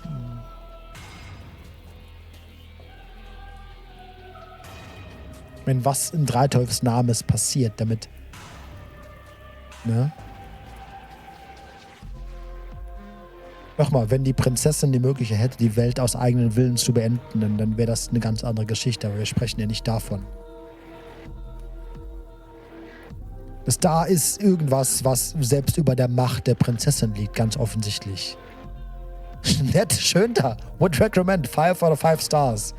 Ey, Airbnb-Review, also war saugeil. Die Fleischklumpen waren so gemütlich. Wunderbar. Wir gehen jetzt rein. Schritt 1. Wir gehen da rein ohne Messer. Fuck it.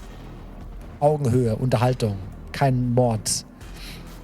Schritt 2. Der Spiegel ist jetzt dieses Tor hier.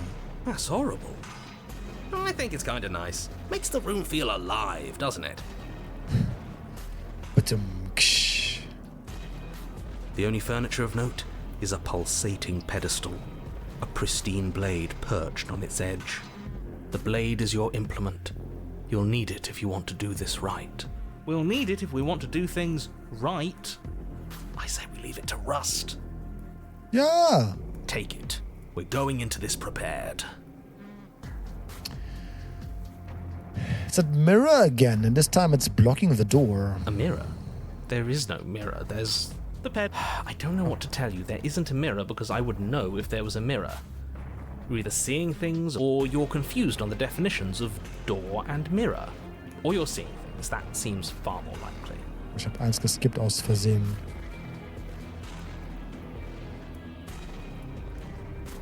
Ah. Ne, warte mal. Wo ist jetzt hier? Mirror? There's no mirror. There's...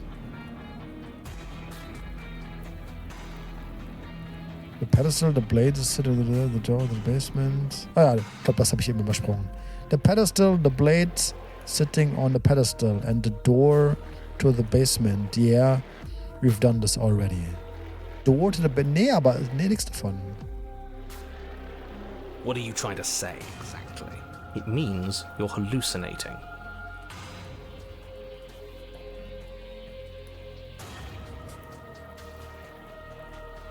Siehst du die Welt aus unseren... Ne, tut's nicht. Wir gehen nicht davon aus, dass der Narrator die Welt aus unseren Augen sieht. Weil ich glaube ihm, dass er keinen Spiegel sieht. Glaube ich. Vielleicht... Aber der Spiegel heißt irgendwas. It went away after we touched it last time. Let's just do it again. Approach the mirror. You step forward and approach the door to the basement, hesitating before you open it. As if you don't see it. You really don't, do you? How strange. It really is just like last time. Are we really hallucinating? Why here? Why now? Aber sind diese Fleischklumpen dann auch da oder ist es auch in unserem Kopf? Does it matter if it's actually real or not? Talking about it gets under his skin. That's all that matters. We should talk about it even more. Du hast so gute Ideen, Contrarian. Du bist aber immer ein Arschloch und das ist auch nicht der richtige Let's Ansatz. just smash it and get it over with. I'm ready to get violent. Halt die Schnauze, Stubborn. We won't be able to see what's in there if we smash it. Do whatever you want with it. The mirror isn't real, so how you handle it doesn't matter, aside from wasting dangerous amounts of time. Wipe the mirror You clean. reach forward and drag your hand across the door leading to the basement. As if on command, it slowly slides open, scraping against the stone floor, Was its heißt der ancient Mirror? hinges moaning as it reveals the dim path ahead. Ja, Narrator, ist okay, wir wissen das. Bedeutungsschwangere Beschreibungen zu dem Gang. Why am I not surprised? You step forward into the darkness. The stairs leading down to the basement are at once both narrow and grandiose. A high-vaulted ceiling stretches up into a gloom beyond your sight, while walls wet with tumorous growths press in uncomfortably at your sides. You feel both unprotected and trapped, at once exposed and claustrophobic. The air is thick, its odor an oppressive violence, the metallic scent of fresh blood twisting with the nauseating embers of charred remains. If the princess lives here, slaying her is probably doing her a favor. Das sagt er aber auch jedes Mal. Das heißt auch irgendwas.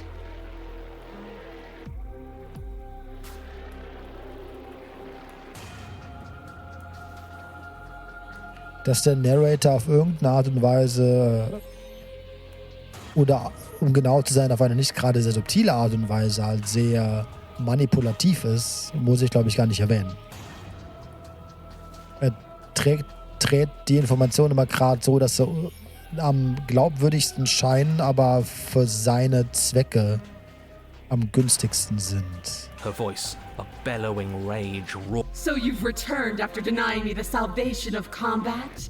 Are you here to gloat?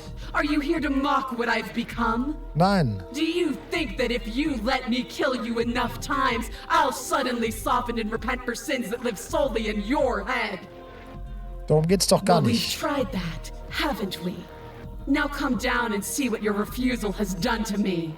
See how much you can bear to witness the consequences of your actions. Ist auch so ein Fleischblob jetzt wahrscheinlich, oder? Well, sounds like we got to her last time. Let's keep pushing, see what else we can make happen.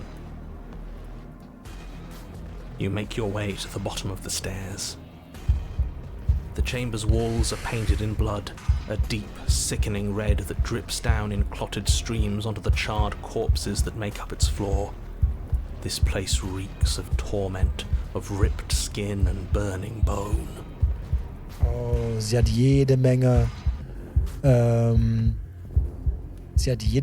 unterdrückte Wut und Gewalt und das hat's aus ihr gemacht.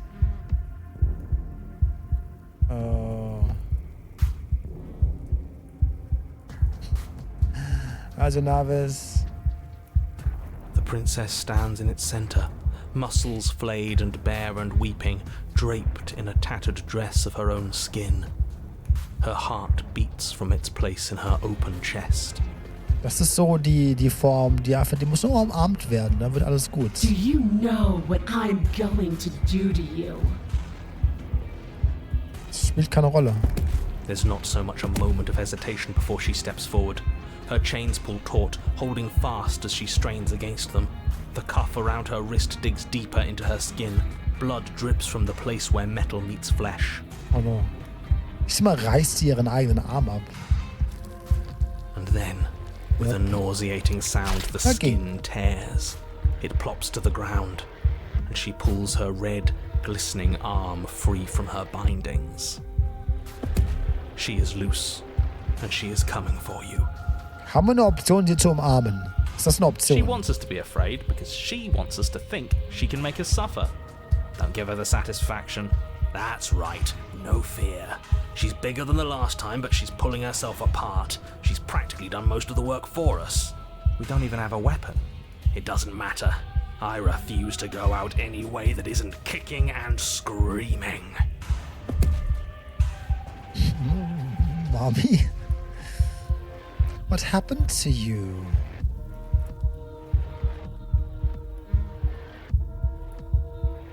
I'm sorry ist ein guter Start. Ich meine, ich bereue nicht, dass wir uns am Anfang so entschieden haben, wie wir uns entschieden haben. Aber es tut mir leid, dass das draus geworden ist.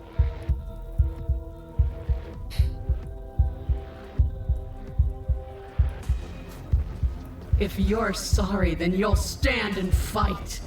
Nee, ach, Hör mir doch mal zu. I don't want a sniveling coward. I want to squeeze the life out of a ferocious heart. Hast du nicht gemerkt, dass die Wut dich komplett übernommen hat? She bounds across the room, her fists ready, her heart set upon your destruction. With a horrifying squelch, you are unwound.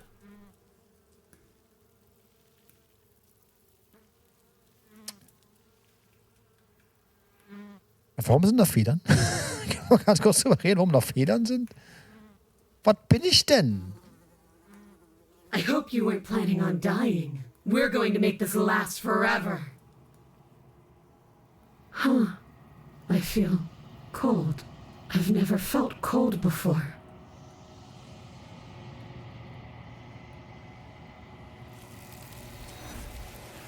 Oh. Okay, bye.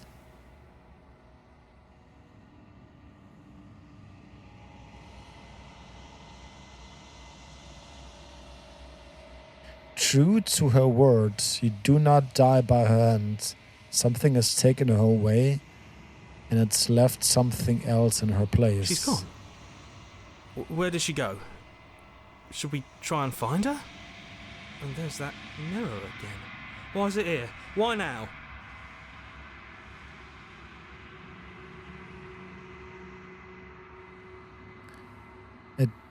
Don't know where she went, and I don't know how we'd even go about looking for her. The narrator is gone. He is. Does that mean the world ended? Again, what the hell are we supposed to do? The world didn't end. We're still here. Come on. We just need to keep going. Die Welt des Narrators ist vielleicht geendet. Aber ich sehe nicht, wie ich hätte was daran ändern können.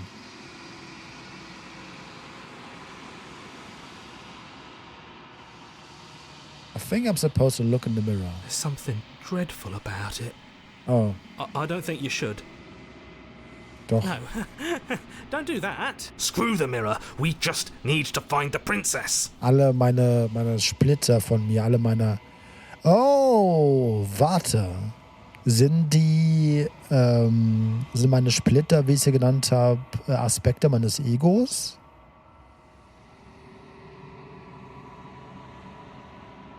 Das wird Sinn machen. Und wir sind, also der Held ist vielleicht ist der Held das Über-Ich. Das alles so ein bisschen beisammen hält. Und der Narrator ist das wieder das. Warte mal. Ich wusste mal, was den Dreiteufelsnamen sich Freud da zusammengereimt hat. Aber prinzipiell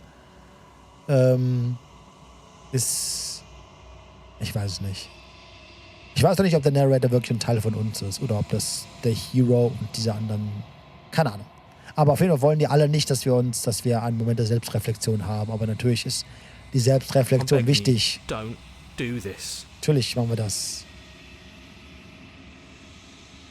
The mirror never scared you before. Ignore him. You approach the mirror. Gaze into your reflection. Silence as you reach forward. Yeah, they're gone, but the mirror remains. It's time for you to see what's in it. Ja, wir haben jetzt natürlich despite everything is still you. Das Ich, das Es und das Über-Ich. Genau, das ist Freuds Definition oder zumindest eine sehr veraltete, aber grundlegend gar nicht mal so dumme Art und Weise, die Mächte, die Stimmen, die in einem sprechen, quasi zu kategorisieren. Richtig.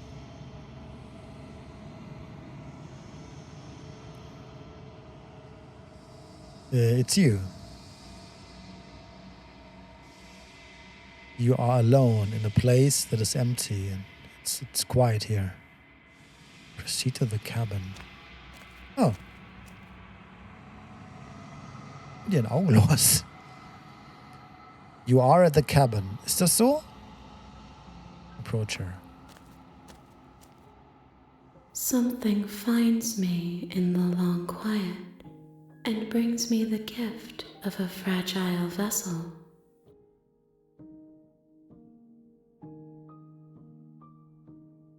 What are you? Gift of a fragile vessel? Vessel? Is it the end of the world? Let her out of here. Or let her out of there. Do you know the narrator? Are you what sent me to slay the princess? Are you what trapped me here? Wir sprechen jetzt mit den Händen, die die Prinzessin gerade halten. Schätze ich mal. Ach du Schande, okay. What are you? I am solitary lights in an empty city. What are you?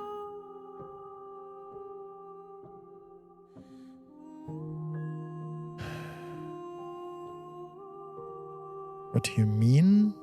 Ich glaube, wir bekommen keine genauere Erklärung. What do you think I am? I'm a person. Hat sie uns betrachtet die ganze Zeit? Was glaubst du, was ich bin? I think that you are like me. Möglich. We are oceans, reduced to shallow creeks. Ja. Ja. Ich glaube, die Aussage, dieser Satz allein erklärt das ganze Spiel.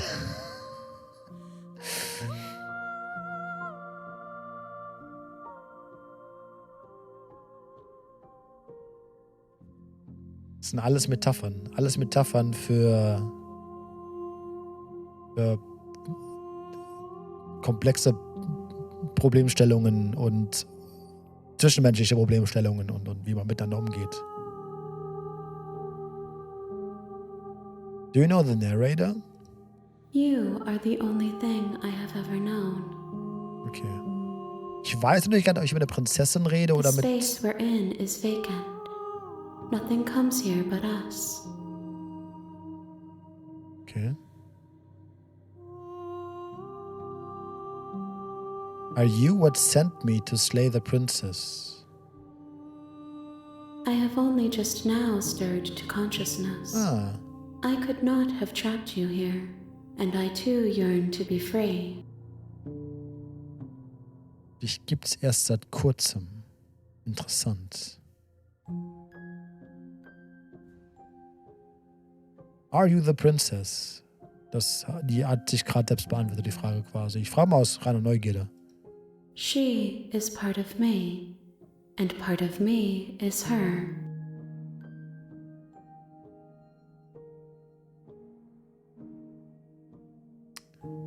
Okay.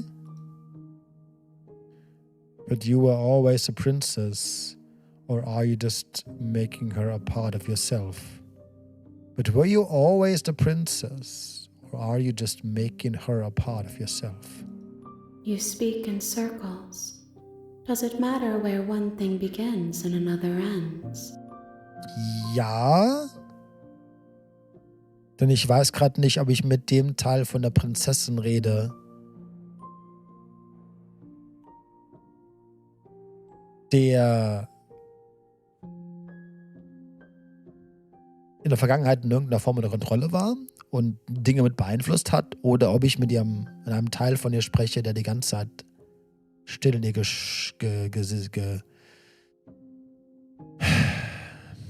geruht hat und jetzt in dem Augenblick der finalen Entscheidung aus herausgebrochen ist.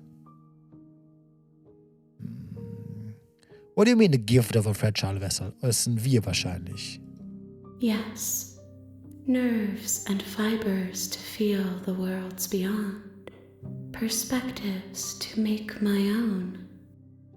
Oder geht es um ihren Körper jetzt? Weil das ist doch nicht ganz klar. Hast du jetzt die Prinzessin gerade übernommen oder bist du ein Teil der Prinzessin? Ich weiß es nicht. This one is desecration. She placed the weight of her agony on you, yet it is she who unwound herself. But there is passion and empathy in her misery. She will make for a burning heart.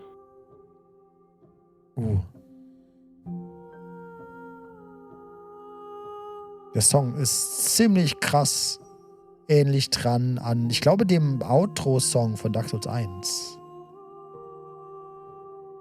Nee. Oder irgendeinem Song von einem Dark Souls Soundtrack. Ich glaube sogar ein unbenutzter Song.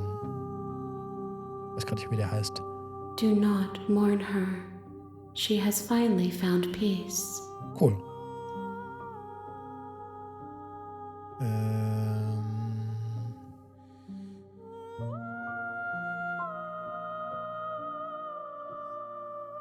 Do we know each other? You are familiar, but you are not me. I feel sadness, longing, hope as I witness you. I feel longing, sadness, hope.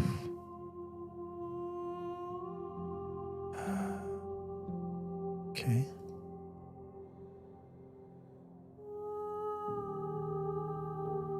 I'm sorry. There are some changes that can never be undone.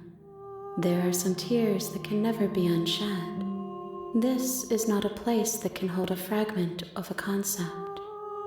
The moment she arrived here, she was going to return to me. Okay. Die Hände erinnern mich leicht an Blasphemous. Ja, Hände auf den Augen, Hände um die Kehle. Bedeutungsschwangere Metaphern. What? I promise that it doesn't hurt. Ja, aber was auch immer sie ist ja dann in diese ganze Geschichte halt reingeboren und reingesetzt worden von Sekunde 1 und sie war immer der empfangende Aspekt der Entscheidungen, die über sie getroffen wurden. Vielleicht durchaus möglich, dass es kein Zufall ist, dass der Protagonist männlich und die Prinzessin weiblich ist und somit auch so die Machtdynamik zwischen Patriarchat und dem Frauendasein über die letzten, 200 Jahre auch irgendwie ein bisschen da drin steckt in der Geschichte. Who knows?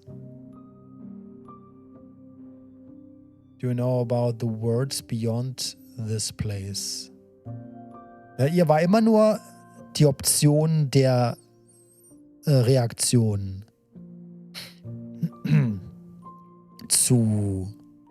sie hat immer nur die Option zu reagieren, was wir ihr gebracht haben. Und das hat sie halt auch tierisch angepisst, logischerweise. Wir haben das Monster selber geschaffen, das gerade gehalten wird. It's at the end of the world. How can the world have ended if we are talking? Sieht nicht so aus, als wären wir in der Welt. Do you know about the worlds beyond this place? I know only that they are. Okay. Schon Anfang. What happens now? Nothing, as we are. But I know that there are worlds beyond us, and that we are meant to reach them. Okay, also wir sind zwei Konzepte. Sowohl die... Oh, klar, natürlich. Oh, das ist cool. Ich glaube, ich habe gerade noch so eine Schicht des Konzepts. Vielleicht war das offensichtlich und ich schnall es jetzt erst. Aber wir als Spieler, unsere Puppe ist quasi der Held und dieses Konstrukt, was wir eben steuern. Und unser Gegenstück ist dieses Handfiguren-Ding. Das ist nicht das Gegenstück zu dem Held in der Welt, sondern das ist unser Gegenstück als Spieler. Repräsentiert vielleicht den Entwickler auch so auf eine gewisse Art und Weise. Und die Puppe, die Repräsentation oder der Spielwerk quasi, vielleicht Puppe das beste Wort, die Puppe, mit der deren Verhalten repräsentiert wird in der Welt, ist halt die Prinzessin und unseres ist halt der Held. Und jetzt sind wir quasi hier am Ende. Also wir haben vielleicht noch unseren Helden so quasi, aber wir sitzen ja hier vor der Hand, vor dem Handmensch Teil. Wisst ihr, was ich meine? Macht das Sinn, was ich sage? There is no exit, but this vessel is a creature of perception. She can make you forget, if only you believe her to be able to. There is no exit, but this vessel is a creature of perception, and she can make you forget. If you believe her to be able to. Im Sinne von quasi einen neuen Spielstand starten oder was? Bring me more perspectives so that I may be whole. And perhaps then we will know our freedom. Oh. Also, schalt alle Enden frei. Aren't you scared of what you'll find if I'll find a way to kill you? Dumme Frage. How much will I forget? Ich gar nichts. Auch dumme Frage. How many more pieces do I have to find? More than you have found, but less than there are to find. I am infinite. The rest will find their own way home. Okay. Also vielleicht auch nochmal 3 verschiedene Enden. Wird auch Sinn machen irgendwie. And what if I don't let you do this to me? Weiß nicht. I was sent to slay the princess, to stop her from destroying the world. If I help you, is that what you're going to do? I was sent to slay the princess, to stop her from destroying the world. If I help you, is that what you're going to do? Destroying the world? Well, resetting the world, aber ich mache das ja. Also ich gebe den Auftrag. Also wenn das so eine Meta-Erzählung ist, wo wir wirklich gerade uns mit dem Videospiel unterhalten und nicht mit den Inhalten des Videospiels, dann ist die Welt zu zerstören quasi einen neuen Spielstand zu starten, weil alles, was passiert ist, wurde dann zerstört. Ne? You ask of things that cannot be done. To destroy is merely to reshape, to remold. Ja.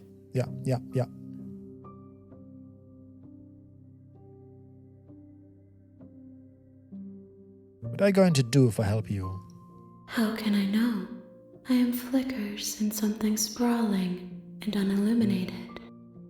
Alles gut, ich weiß, was du meinst. Okay, make me forget. She asks that I tell you to remember her. Will ich, werde ich. You won't. Aber ich werde es. Everything goes dark and you die. Chapter 1, The Hero and the Princess. Bring You're the on a fury path to her. in the woods, and at the end of that path is a cabin. And in the basement of that cabin is a princess. Okay.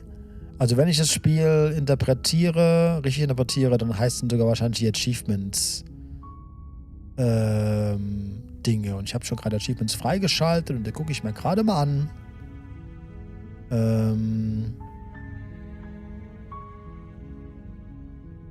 Okay, wir haben halt ein Ende und das hieß The Unwound Vessel, Bring the Fury to Her. Okay, The Body, It's You, das war einfach nur, weil wir eben in den Spiegel geschaut haben quasi. The real Slay the Princess starts here. You'll know it when you'll see it. Hab schon verstanden, alles gut. Schon klar. You're here to slay her. I know. Wir können eigentlich das ganze Zeug überspringen.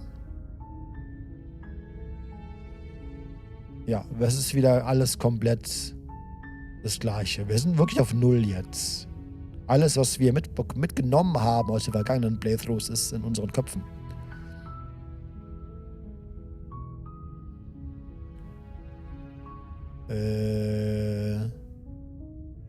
Nur um mit dem Narrator zu fucken, machen wir das hier mal. That's the spirit. You Aber make your way up the short path to the cabin. You'll find the princess within. Wir gehen direkt runter, ohne Messer, ohne irgendwas. We're not going to go through with this, right? She's a princess. We're supposed to save. Ignore him. He doesn't know. Aber wir können auch, glaube ich, sogar eine Option einschalten, dass das Dialoge, die schon mal The gesprochen interior of wurden, the cabin is almost entirely bare. The Ja. blade is your ist das auch schon als bekannt, ne? Ne, enter the basement. Brauchen kein Messer. The door to the basement creaks open, revealing a staircase faintly illuminated by an unseen light in the room below. This is an oppressive place. The air feels heavy and damp, a hint of rot filtering from the ancient wood. If the princess really lives here, slaying her is probably doing her a favor. Er hat das Ding gesagt. Er hat das Ding gesagt. Achso.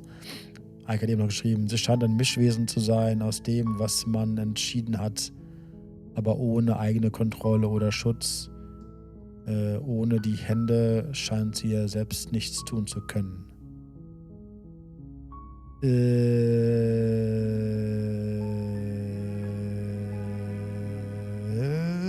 Ohne die Hände scheint sie selbst nichts tun zu können. Die Prinzessin. Ich glaube nicht, dass die Hände bis zu dem Augenblick, ganz am Ende, überhaupt eine Rolle gespielt haben. Also, weiß nicht, ob ich das so sehe. Ich glaube, das sehe ich anders. Her voice softly carries up the stairs. Hello? Is someone there? It's hypnotizing. It's the kind of voice you only have to hear once to remember it for the rest of your life. Ist das anders? Don't let it fool you. Oder? It's all part of the manipulation. You're playing a dangerous game by coming here unarmed. Oh, aber sie redet schon anders, weil wir kein Messer dabei haben.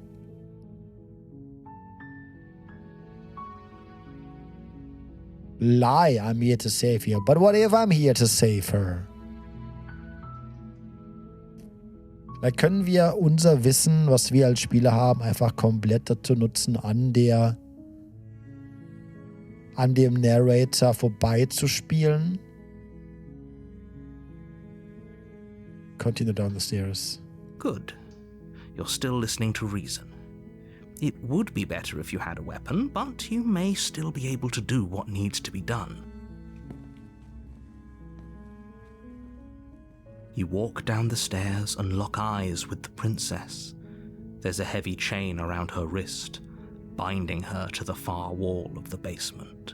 Aber schon interessant, dass allein die Tatsache, dass wir ein Messer dabei haben oder nicht, ihre Aussagen schon mal ändert. She's beautiful. How could someone like this be a threat to anyone? Hero, halt die Schnauze. I am begging you to stay focused. There's a lot riding on you here. Hi. Do you think you can get me out of these chains? Ja.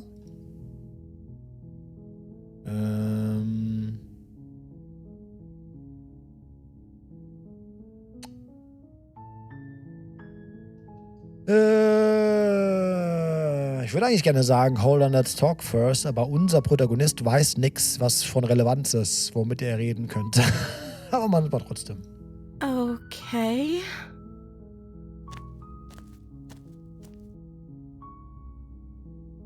What's your name? Das kann relevant sein. Oh. She pauses, carefully formulating her words before she responds. Also lügt sie. You can address me as Your Royal Highness. Or you can just call me Princess if Your Royal Highness is too formal. Sie ist gar kein Mensch. Sie ist kein Mensch, sie ist ein reines Konzept. Alles im Spiel ist Metaphern. Nichts davon ist ernst gemeint. Oder buchstäblich, wörtlich gemeint, so. Is Princess her name or her title? What if it's both? Could you imagine being named Princess?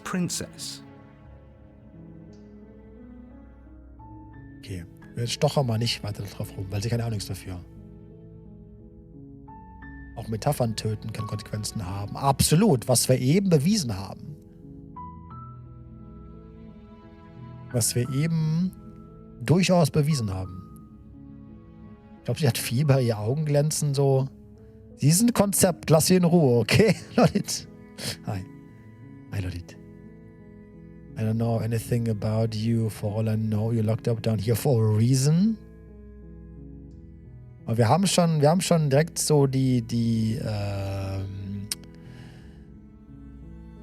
Wir haben schon direkt die Situation entschärft, indem wir einfach ohne Waffe herunter sind. If I'm the first person you've seen in a while, what have you been eating or drinking? I don't see what that has to do with anything.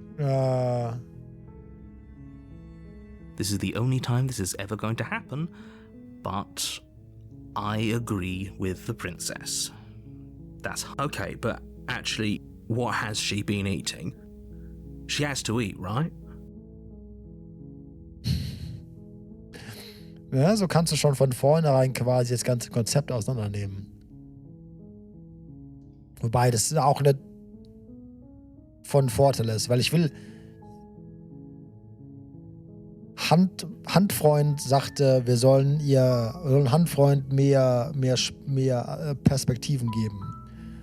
Und mehr Perspektiven heißt einfach verschiedene Versionen der Prinzessin bei ihr abliefern. Und ich würde jetzt gerne einfach mal die Version von der Prinzessin ihr entgegenbringen, die meiste das meiste Entgegenkommen erfahren hat. Wisst ihr? What are you going to do if I let you out of here? The princess hesitates before responding. She doesn't know. She's been down here too long to have any idea of what she'd do in another life. Aber stimmt das? Das sagt der Held und der weiß es halt nicht besser. She knows what she'd do. She's just searching for whatever answer she thinks you want to hear. Are you looking for the truth, or are you looking for the right answer? Because with the dynamic we have going on here, I don't think the specifics of what I do really matter. Richtig. Es war auch mehr eine Meta-Frage. Aber du hast meine Frage beantwortet, weil du weißt es auch nicht. It's not like you'd believe me. Stimmt so nicht. Ich meine, ich kann es ja beweisen, indem ich sie einfach jetzt befreie.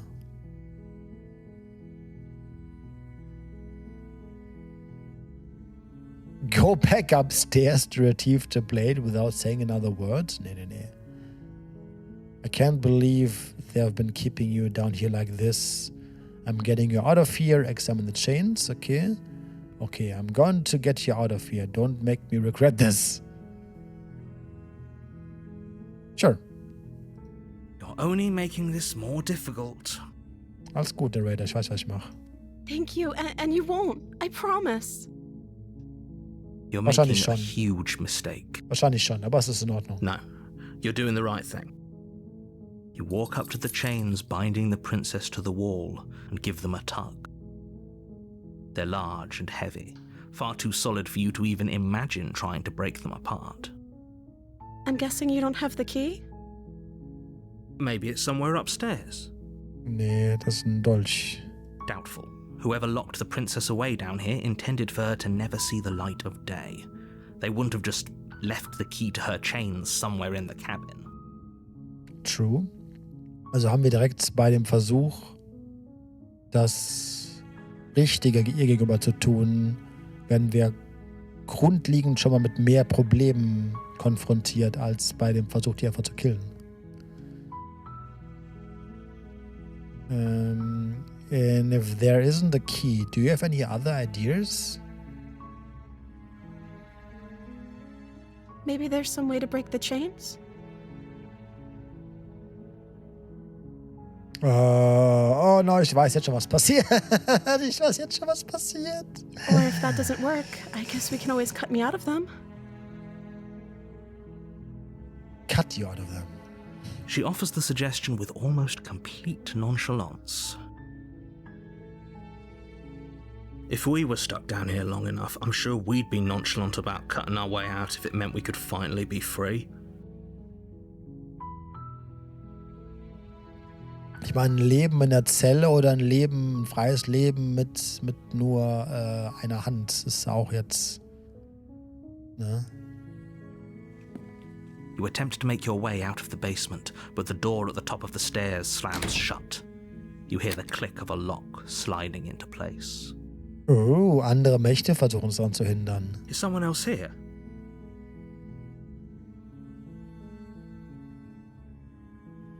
Try You the try door. the door, but it's locked from the outside. Das ist eine Holztür. Dreht die ein, verdammt.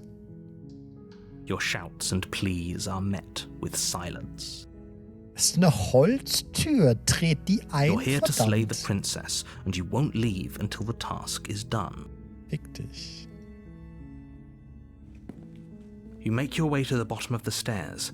This would have been so much easier if you'd just taken the blade like you were supposed to. Das ist falsch. Easier for whom? Easier for everyone. Look at the mess you're in. Er hat doch so eine Art Omnipräsenz und Macht, ja. Was ist okay?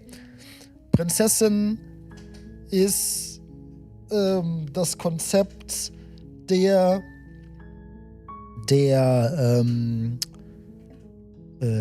man denn sagen? Das Konzept einer Person, die mit den Entscheidungen anderer leben muss. Und wir sind die Person, die die Entscheidungen treffen muss.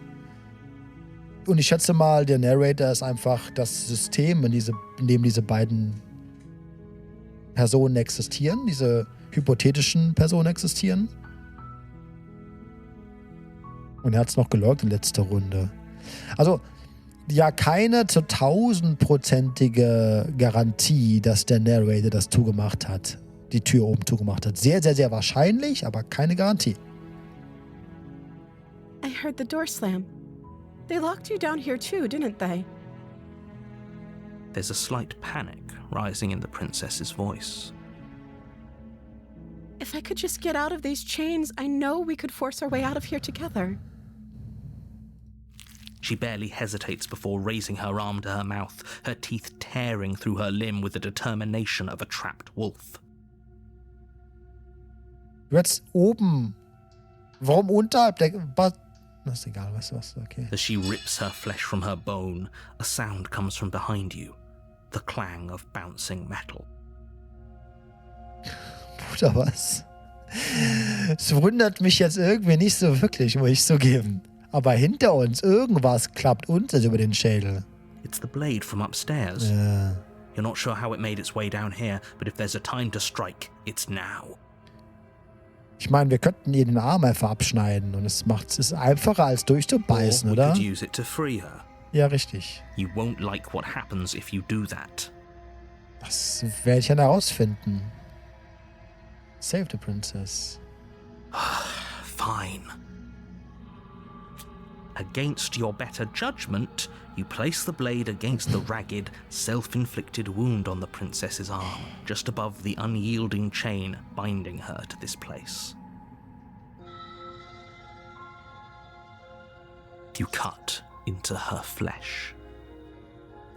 The blade is sharp, and it takes little effort to crack through the bone of her arm. Her limb falls to the ground, and the heavy chains follow suit. Hättest du nicht einfach so ein Handgelenk auskugeln können? Wäre das nicht einfach? Weil so breit war das Ding. Ist egal. Was ist Details? She didn't so much as utter a sound through the whole ordeal. No, she didn't. She smiles softly as her gaze meets yours, blood from her wounded arm dripping rhythmically to the ground. How is she still smiling after everything? It's like she isn't even bothered by what just happened. Thank you. Now let's get out of here. Nehmen wir die Hand vielleicht mit? No, we won't have any of that. The stakes are too high. You can't just let her escape into the world.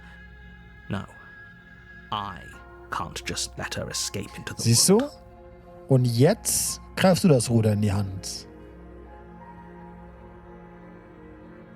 Und da wird er schon sehr bereit, seinen Willen irgendwie durchzusetzen. Ja, case in point, Forrest. As the princess approaches the bottom stair, your body steps forward and raises the blade. Fick dich, Narrator. Fick dich. Wait, this isn't fair. You can't just do that. Watch me. What are you doing?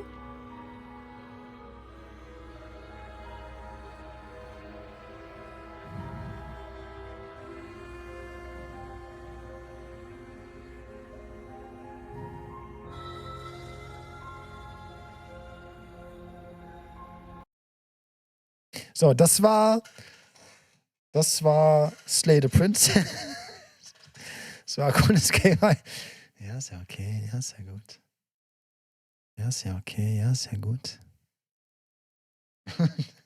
Ja, ist ja okay. Ist ja gut. Ja.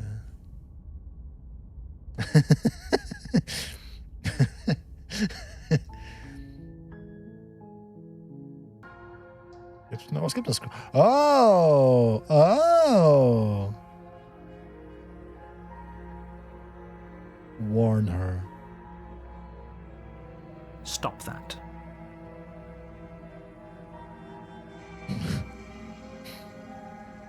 Something's come over you, hasn't it? You know you don't have to do this, right? Ich mach's ja auch nicht. Your body lunges forward, the blade held low, ready to sink into her heart. But the princess dodges, stumbling back against the wall before the blade has a chance to connect. Kill me. Stop it. Stop trying to resist me. I'm trying to get you out of here alive. Resists. The blade. Move the blade. As your body remains frozen in stubborn resistance, the princess takes a cautious step forward. Kill me, princess. We both know this isn't you. Auch immer größer werden, ey. She nervously reaches towards you and takes the blade from your infuriatingly rigid hands. What are you doing? Das fragst du mich? Die Frau hat sich gerade ihren eigenen Arm abgebissen, um hier rauszukommen. Und jetzt soll ich ja noch abstechen dafür? Kommt nicht in die Tüte, ey. I'm sorry. I'll try to be quick. Nochmal, durchaus die Möglichkeit, dass sie in der Lage ist, die Welt zu enden oder dass sie es ja vielleicht auch tun wird. Aber es ist nicht ihr eigenes Unterfangen, was dazu führen wird. Also hat sie nicht verdient. She plunges it into your chest, tearing through flesh and sinew. It is agony. But you aren't dead yet. Oh no, I'm so sorry. Stay strong. We can tough it out until it's done. For her sake. Let's do this. For her sake? Don't you start pretending that dying a painful death is some sort of heroic gesture. The two of you have literally doomed everyone. Na gut, aber ich brauche dir auch kein Wort mehr zu glauben, Narrator, ne?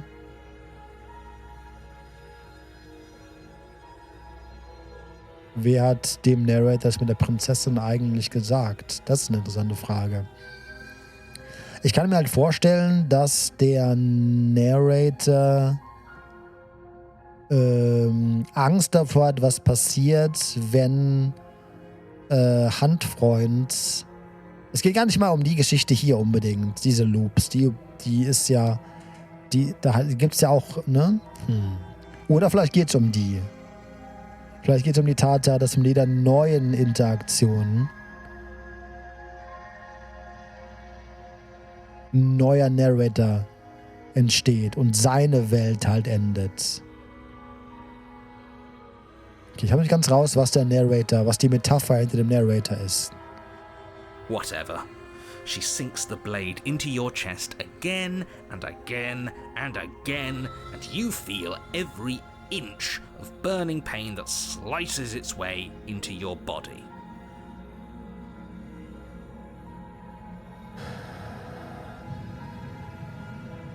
Was passiert hier eigentlich? Ja, Leute, jetzt, wir sind hier, um die Prinzessin zu slayen. Aber das hat irgendwann sind wir nicht so gut da drin. Irgendwie scheitern wir so ein bisschen.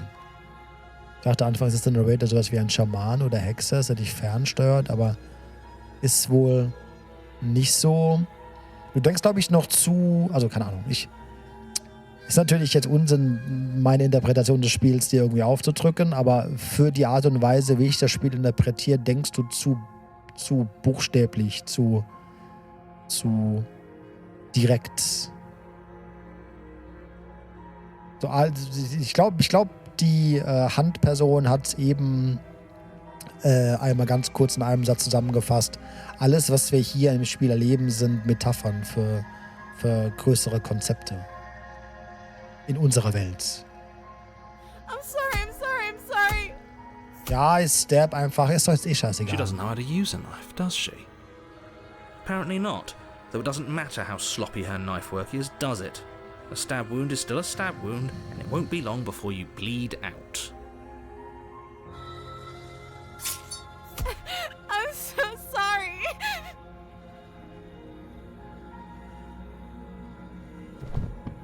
With one last thrust of the knife, your legs give out beneath you. You collapse to the floor, your blood pooling around you, your limbs unresponsive. The princess stares down at your ruined chest as tears carve rivulets of pink down her blood-spattered cheeks. Aber nee, du hast recht. Frost, du hast recht. Je mehr ich drüber nachdenke, ist es doch relevant, woher der Narrator die Information hat, weil wir wissen ja, ein Narrator ist in seinem Loop gefangen. Und der Narrator, auch wenn er dich hier in dem Kontext als Puppe benutzt, ist auch nur eine Puppe von irgendwas anderem.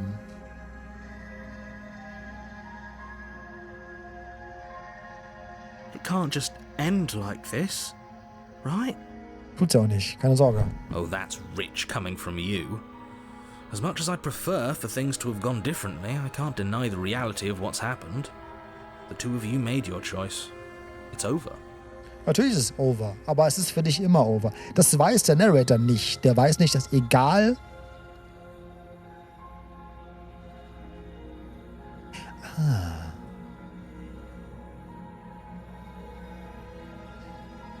Wobei, bisher hatten wir immer...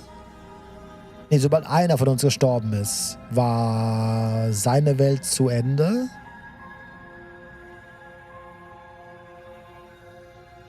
Und vielleicht weiß er nicht, dass durch meinen Tod seine Welt jetzt auch endet.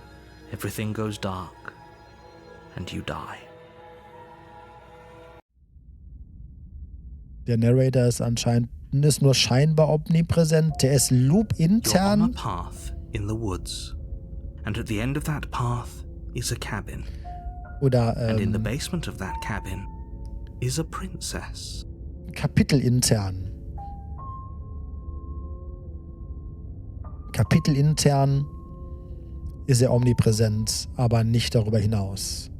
Sonst wüsste er von den Händen und von dem Spiegel. Deswegen sieht er den Spiegel nicht.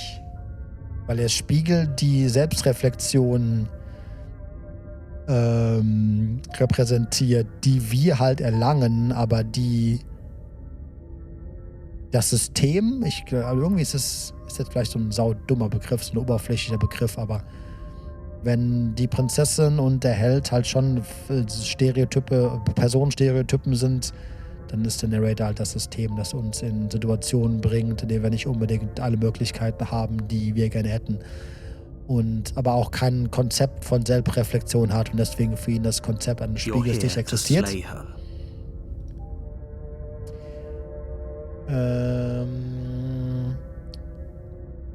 I'm getting a terrible sense of déjà vu. A terrible sense of déjà vu. No, you don't have that. This is the first time either of us have been here. If he doesn't remember what happened, then maybe it's best to keep it that way. Yes, he didn't approve of us last time, did he? If we're going to Smitten. save our beloved, we'll have to be sneaky about it. The Smitten.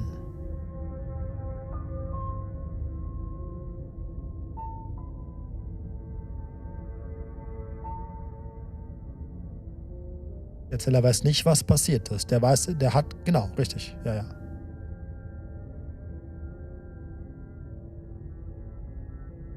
Und was man selbst ist, weiß man ja auch nicht, oder? Einzige körperliche Gegebenheiten werden ja gezeigt.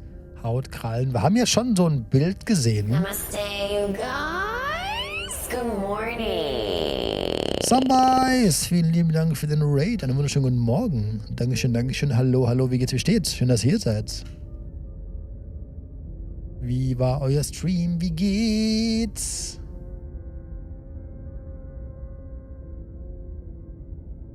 Das Kapitel jetzt heißt auch The Damsel. Ist es so? Ich habe gar nicht aufgepasst. Das ist gut zu wissen. Weil jetzt natürlich, es kommt die nächste Geschichte, pass auf. Aber erst nochmal schön, dass ihr hier seid. Samwise. Erzählt gerne von eurem Stream, was ihr getrieben habt. Hallo Terracon. Willkommen zu Slay the Princess. Wir sind halt gerade schon knietief in Diskussionen über dieses Videospiel und was alles bedeutet. Und pass auf. Quacker, weil das wäre halt auch das ist halt jetzt die nächste Problematik. Das ist vielleicht die Quintessenz von diesem Spiel, von der grundlegenden Problematik, die das Spiel vielleicht sogar darstellen möchte. Und zwar selbst jetzt haben wir das Bestmöglichste getan für sie, aber sie noch mehr in eine passive Rolle gesteckt. Wisst ihr? Wir haben sie jetzt quasi noch mehr entmündigt als am ersten Run. Falls ihr Slay the Princess nicht kennt, ich kann es ganz, ganz kurz zusammenfassen, auch wenn es euch nur bedingt helfen wird. Es ist prinzipiell eine Visual Novel und wo ihr selbst ganz viele Entscheidungen treffen könnt. Und es hat einfach nur ein Konzept. Töte die Prinzessin.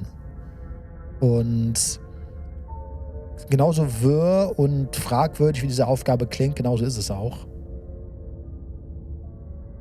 Aber je nachdem, was für Entscheidungen ihr trefft, merkt ihr, dass dieses Konstrukt, diese Aufgabe und die Stricke, die im Hintergrund gezogen werden, viel, viel, viel komplexer sind.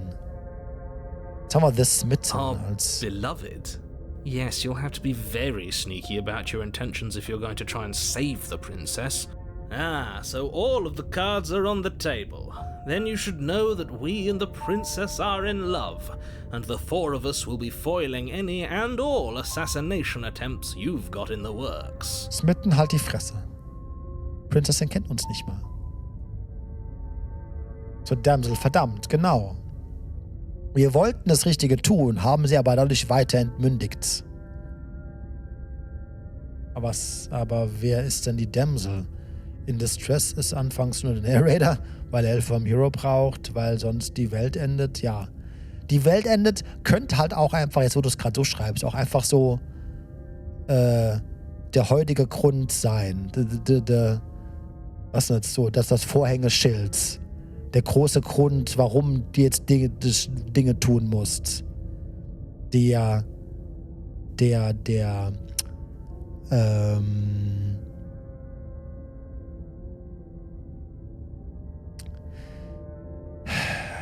Motivation, die Karotte, die man dir vor die Nase hängt, weißt du? Die Prinzessin ist ja aber erstmal Damsel in Distress, bis man weiß, dass sie angekettet ist, und das wiederum enthält der Narrator dem Hero vor. Und der Hero selbst ist irgendwie auch in Distress, weil er quasi wie eine Puppe. Wir sind beide, Forrest, sowohl Hero als auch Princess, sind beide Puppen. Und wir können wie so ein Ball, der so ein Pachinko-Ding runterspringt. Wir können vielleicht entscheiden, ob wir mal links oder rechts runterfallen, aber viel mehr eigentlich nicht.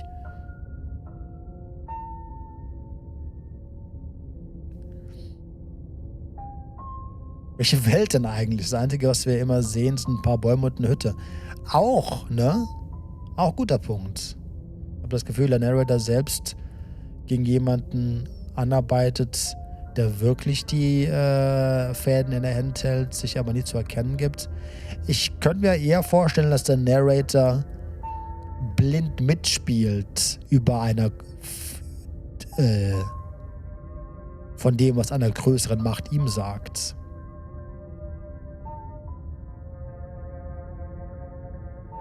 Meine Lieben, ich wünsche euch eine gute Nacht und noch einen schönen Stream. Dankeschön, Samwise. Nochmal vielen lieben Dank fürs Vorbeibringen der Menschen. Schlaf gut. Nachti. We'll see about that. Whatever you do, just be sure to ignore him specifically. It sounds like he's the sort who'd sacrifice the whole world for a peck on the cheek. What can I say? A world without love is a world that isn't worth saving. Halt die Fresse, Smithen. Ja, wir gehen direkt dahin. Ich habe keinen Bock mit denen mich zu unterhalten. Before you go any further, she will lie. I We know. already told you we're not playing along with your little game. It's your lies that can't be trusted. Her beauty is the only thing in the world we can believe in. Ja, und diese ganzen Fragmente, die dazukommen, sind immer die Korruption unserer eigenen Idee aus der Vergangenheit. Narrator ist auf jeden Fall nicht die höchste Machtpräsenz. Definitiv nicht.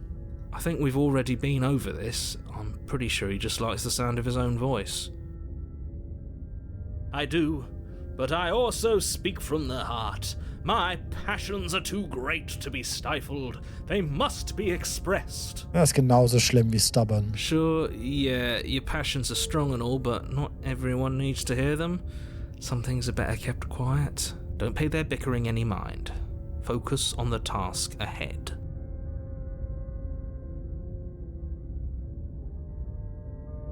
Warte mal. Spricht der Narrator zum Hero oder zu uns? Warte mal. Der spricht zu uns. Don't pay their bickering any mind.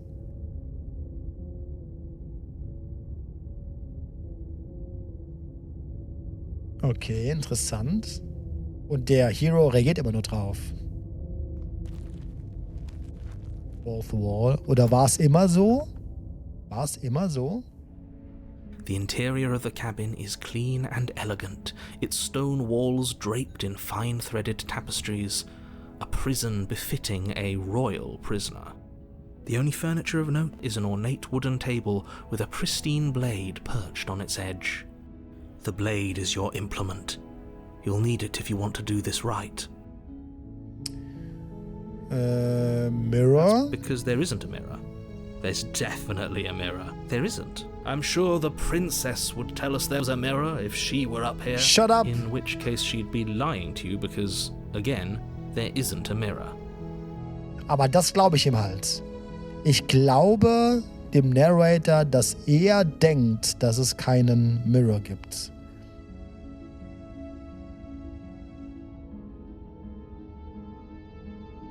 Er sieht ihn nicht, genau. Why would you lie about this? What's the point?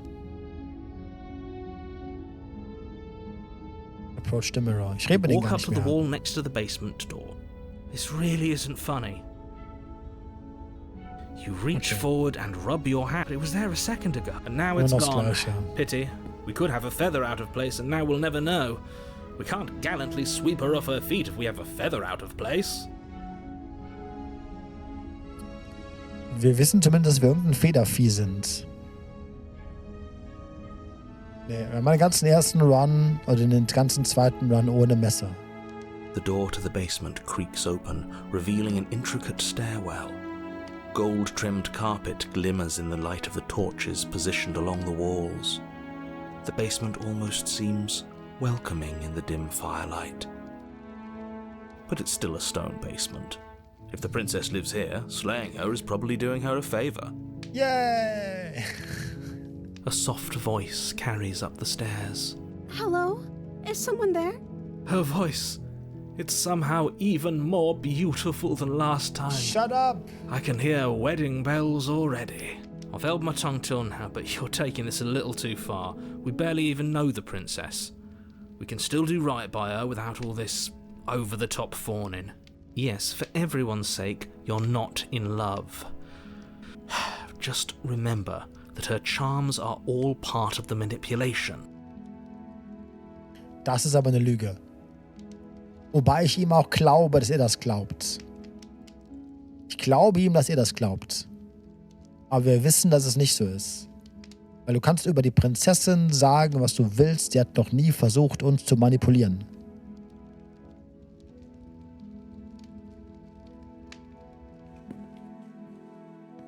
You walk down the stairs and lock eyes with the princess. There's a heavy chain around her wrist, binding her to the far wall. My love, we're here to rescue you from your unjust and foul prison. You know she can't hear you, right? She may not be able to hear my words, but surely she can hear my spirit. Prinzessin, kannst du mich umbringen? Ich halte diesen Smith nicht mehr aus, ey.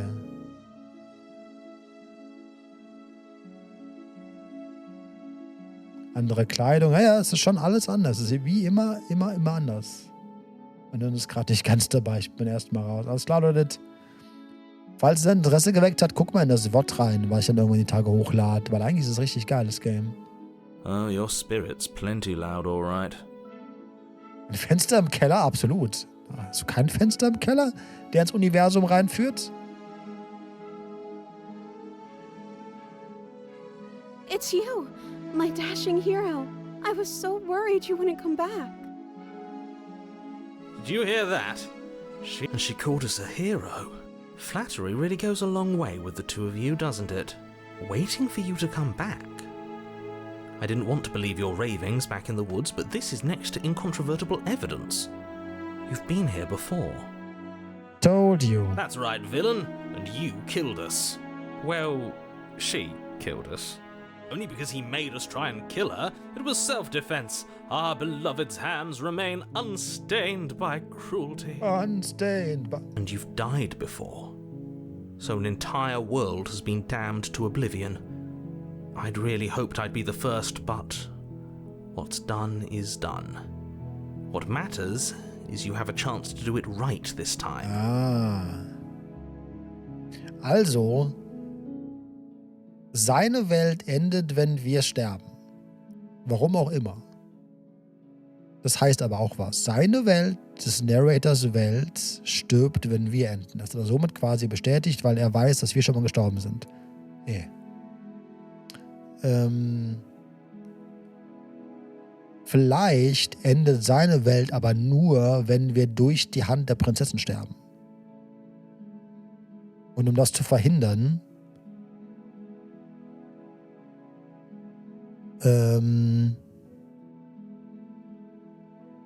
will er, dass wir sie killen, vielleicht. Vielleicht sind wir die einzige Person, über die er Macht hat. Also er weiß doch kapitelübergreifend. Er weiß, dass es Kapitel gibt. Ja, aber er nimmt keine Informationen mit von Kapitel zu Kapitel. Ich glaube, für ihn ist es immer ein Reset. We damned a whole world, but everything reset. Aber wie kann es sein, dass seine Welt auf dieses einzelne Szenario beschränkt ist? Weil er und wahrscheinlich alle anderen Wesen in dieser Welt, falls es die gibt, an seine Dimension, an seine Welt gebunden sind. Außer wir zwei. Wir sind die Ausnahme. Wir sind halt ein vielschichtiges Konzept, was in jeder Welt existiert. Das Konzept eines Helden, das Konzept einer Prinzessin. Oder? Nothing resets. You're just somewhere else. And you can't keep hopping between worlds forever. Especially not without leaving a trail of incomprehensible devastation behind you.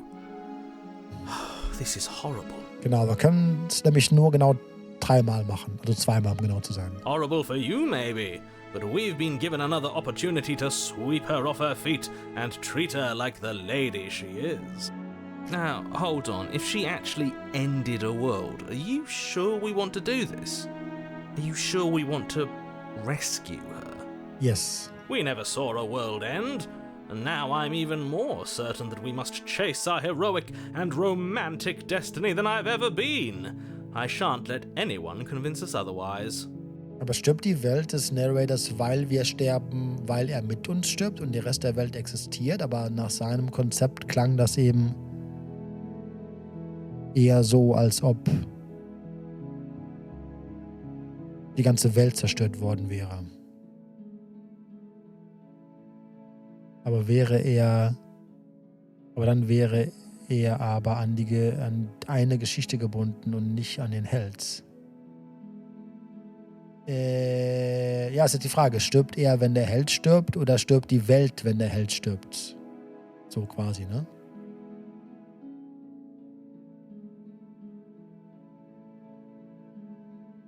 Wenn der Narrator uns braucht, um seine Welt zu retten, ist er Teil der Welt? Stirbt er mit? Ja. Die Instanz von ihm, ja. Aber dann gibt es halt einen neuen.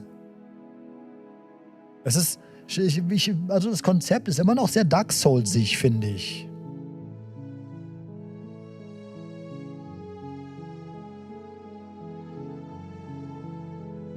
Wenn nicht, warum dann die Welt retten? Was kümmert es ihn? Es gibt ja die nächste. Aber die nächste ist nicht er. Die nächste ist eine neue Instanz von ihm. Aber es ist nicht er. Wir bleiben die gleichen. Wir haben unsere Erinnerungen.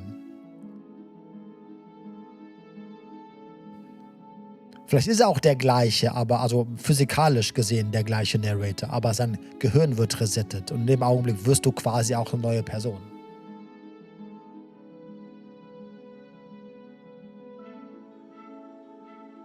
Und wenn er das nächste Mal nicht mehr ist, woher weiß er denn, was passiert ist? Weiß er nicht. Er schlussfolgert, aber er weiß es nicht. Are you listening to him? He's lost it. Don't let him distract you. Just do your job. Werde ich tun, keine Sorge. You killed me last time and then heard a lot. Why did you do that? Dumme Frage. I didn't bring a knife. Do I have to cut you out again? What happened after I died? Gute Frage. You died, and now we're talking. Das ist nicht sehr hilfreich, Prinzessin. Das ist nicht... Okay. But before we started talking, did the world end? Did you end the world? I don't know. Was I supposed to have ended the world? Would that have made you happy? Oh no. Oh no, wir haben sie komplett zerstört damit. Oh no. Oh no, wir haben sie kaputt gemacht. Oh no. Es tut mir so leid. Ich habe wirklich sämtliche Mündigkeit genommen damit, oder? Isn't that just like our darling Shut up. princess? She wants to make us happy. My heart melts further with every word that passes through her beautiful lips. Are you listening to her? That's a confession. I'm gonna give you a concussion, Mr. Narrator, if you don't shut the fuck up. No, I don't want the world to end. Das ist schon mal ein guter Standpunkt. I have no feelings one way or the other. Honestly, the world sucks. People are a plague. I hope you brought a slow and painful ruin to them. Und streichelt die Emo-Locke beiseite. Und krempelt seinen Arm hoch, um das Shadow the Hedgehog-Tattoo zu zeigen. Then I didn't end the world. You didn't? See? She didn't confess anything. She is innocence itself. I'm not so sure. Ich auch nicht unbedingt. Das hat keinen Sinn gemacht. I'm sorry about what happened last time. The narrator who sent me to kill you took over my body. It was extremely unfair. Siehst du? Also auch wenn sie jetzt vielleicht so die Hälfte ihres Gehirns verloren hat, sind auf jeden Fall ehrlich. If another version of me was pushed to such drastic action, it was for good reason. Weißt du doch gar nicht. Halt die Schnauze. That's okay. You were just doing your best, and that's all that matters. Oh, wir haben, glaube ich, toxische Positivität geschaffen in ihr. She took that in stride. To a surprising extent. An almost unsettling extent, actually. Auf der anderen Seite, ihre Reaktion letztes Mal war halt auch sehr extrem, von daher. That's because she's perfect. Shut up. She has someone like him telling her what to do.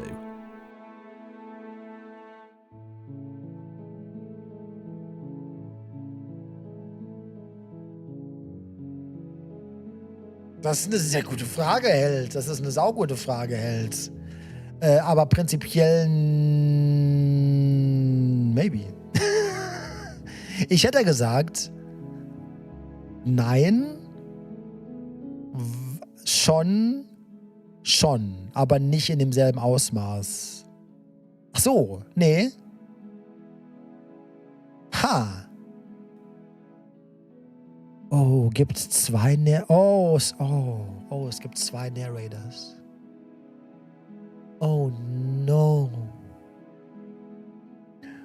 Oh, wir spielen Spy vs. Spy mit Marionettenpuppen. Oh no. Oh no. Oh no. Oh no. Oh no. Oh.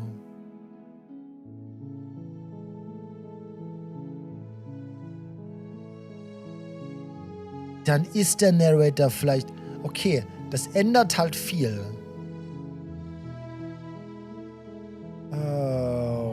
Also wenn das stimmt und ne, Chekhovs Gun, der Hero wird es nicht sagen, wenn da nicht irgendwas dran wäre.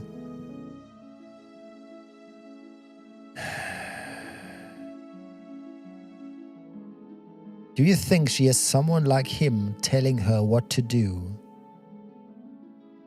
Der Held fragt den Narrator oder Smitten, den Narrator wahrscheinlich, ob die Prinzessin ihren eigenen Narrator hat.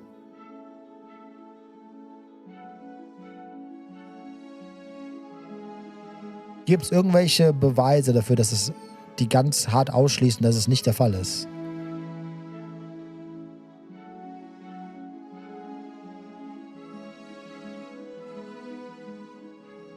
Oh.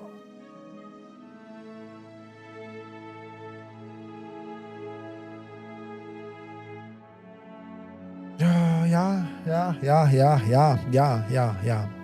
okay, ich mache weiter. She doesn't. There's no one else like me. Fuck off, weißt du nicht. I think he's right, because I like it better if she doesn't have some horrid little voice like him, always trying to drive her to violence. Und das bestätigt es nochmal. Wenn Smitten denkt, das ist nicht der Fall, dann glaube ich, das ist der Fall. Ups. Ich habe aus Versehen in Steam reingeklickt. Okay. Ja. Ich weiß, was, glaube ich, vor sich geht. Zwei Mächte kämpfen um die Vorherrschaft in einer solcher, wir nennen sie mal eine Kapitelwelt. Wenn die Prinzessin gewinnt, wird der Narrator diese Welt übernehmen. Unser Narrator. Nee, warte, wenn die Prinzessin stirbt und wir überleben, würde der Narrator, unser Narrator, die Welt übernehmen. Und alles ist topsy-turvy. Wir sterben vielleicht trotzdem, weil wir gebraucht werden. Aber ja, wenn die Prinzessin uns killt, dann übernimmt ihr Narrator diese Welt, dieses Kapitel. Und wir werden zu den nächsten beiden Narratoren geschickt. Zur nächsten Welt. Macht das Sinn?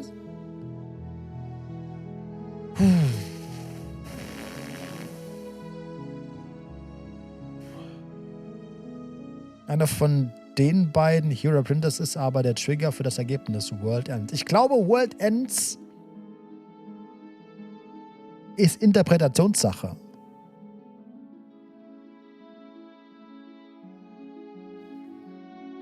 Ich glaube, halte ich fest, ich glaube, World Ends ist, wie heißt das Wort?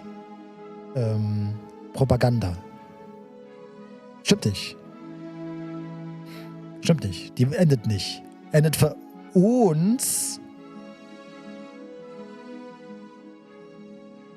Also World Ends wie ein neues Kapitel. Ach so, in dem Sinne. Ja, okay. Also Ende Kapitel. Was mit der Welt passiert, wissen wir nicht, die zurückgeblieben wird.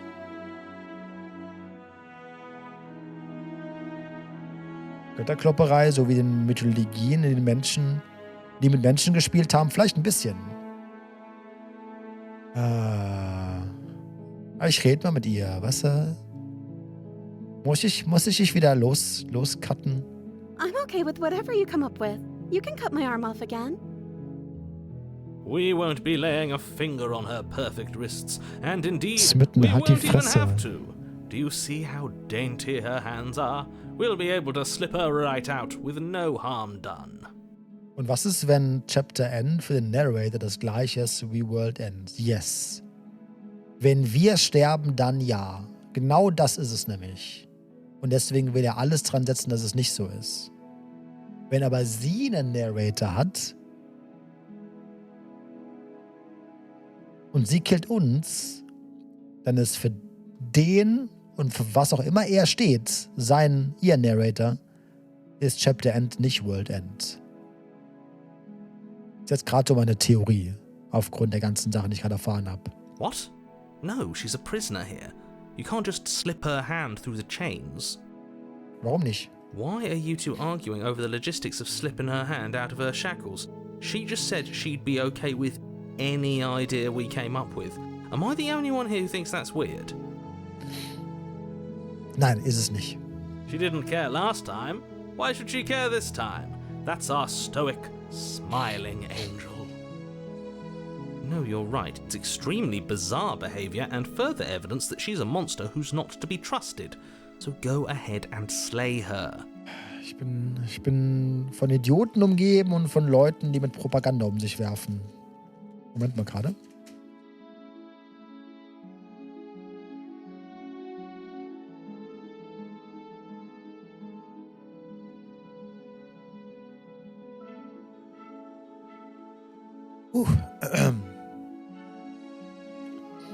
Rescue the princess. No, I can't let you do that. If you take another step towards the princess, You'll what? Take over our body and force us to try and kill her? I would if you had a weapon. Not on my watch, villain. My passions contain titanic depths, and if you try anything that might harm our dearest, I will end our life without a second thought. Okay. You wouldn't. I would. Da muss ich es mitten lassen. Also der weiß, was er will. I'd listen to him if I were you. He has a lot of strong feelings. And doesn't the world end if we don't stop her? You approach the princess and gingerly slide her hand from her bindings. That shouldn't have worked. I'll be damned. We're doomed. Aber was jetzt? I can't believe it. But I guess I have to. I told you. There's no life more worth living than that of a true believer. Wir fallen die Treppe runter oder sowas. I'm free, and you're not trying to kill me this time. Thank you. Thank you so much. The princess jumps up and smothers you in a joyful embrace. Wenn sie uns jetzt mit ihren Brüsten erstickt, ey, dann...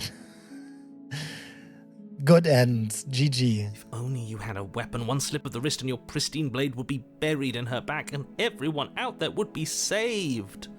Wer out there? Halt die Fresse. Luckily for Mr. Romance, we don't have a weapon.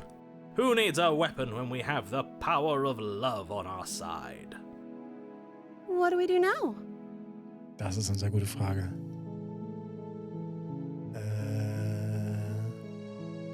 What do you want to do? Sie wird ihr sagen. Was immer du willst.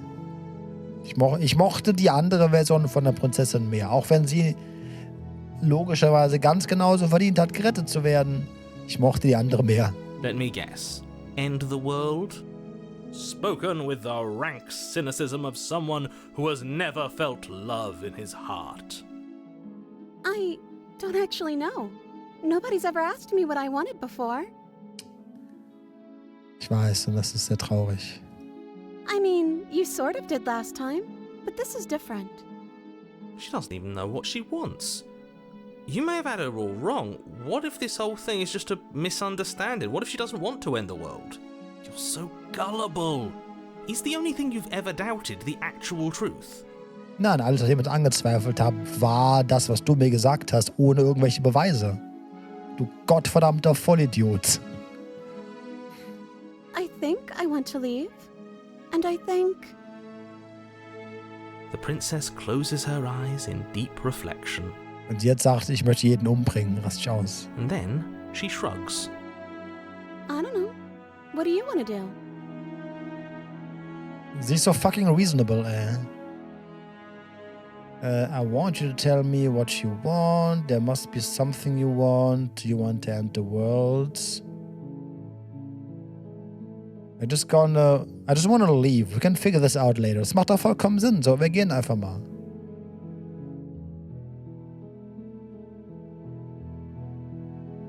Ja. That sounds perfect. Wie sterben wir jetzt? The princess takes your hand, the last hopes of the entire world slipping through your fingers as they intertwine with hers. We have each other.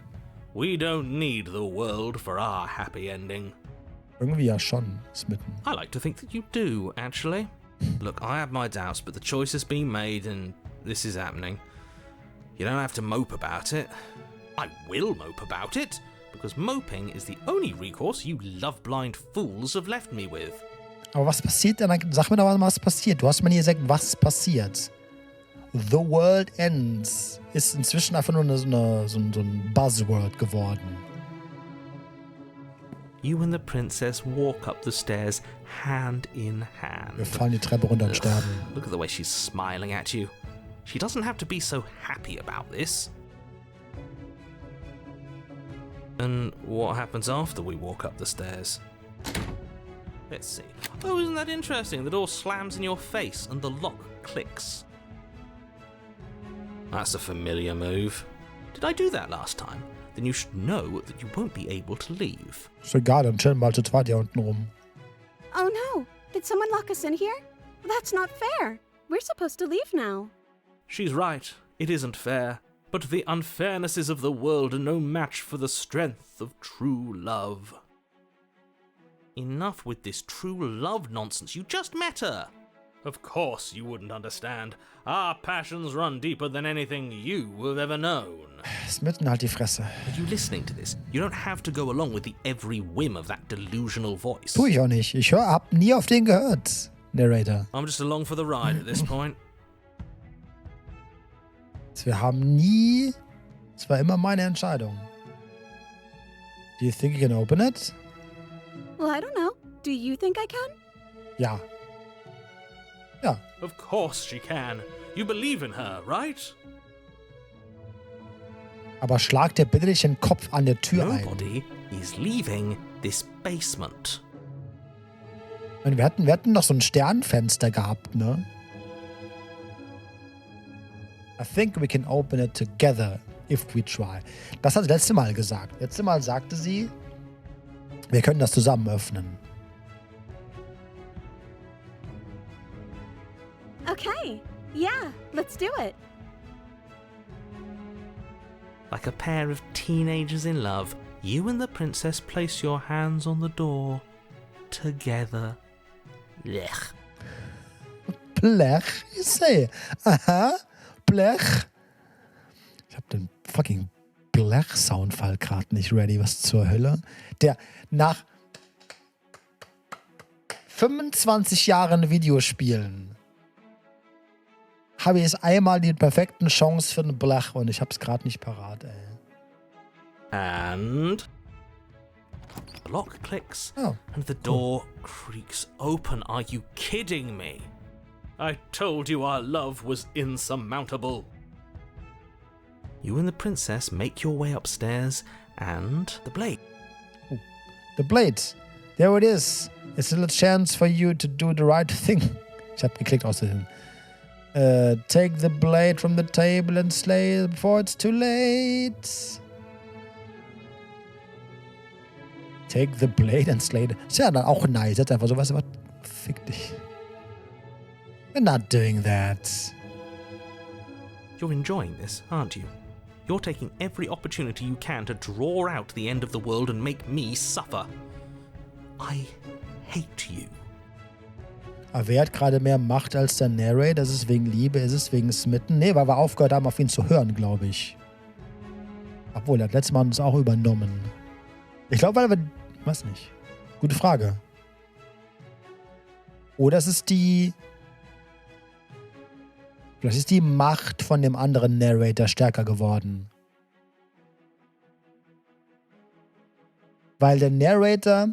Weil ihr Narrator die letzte Welt übernommen hat, ist er jetzt vielleicht stärker?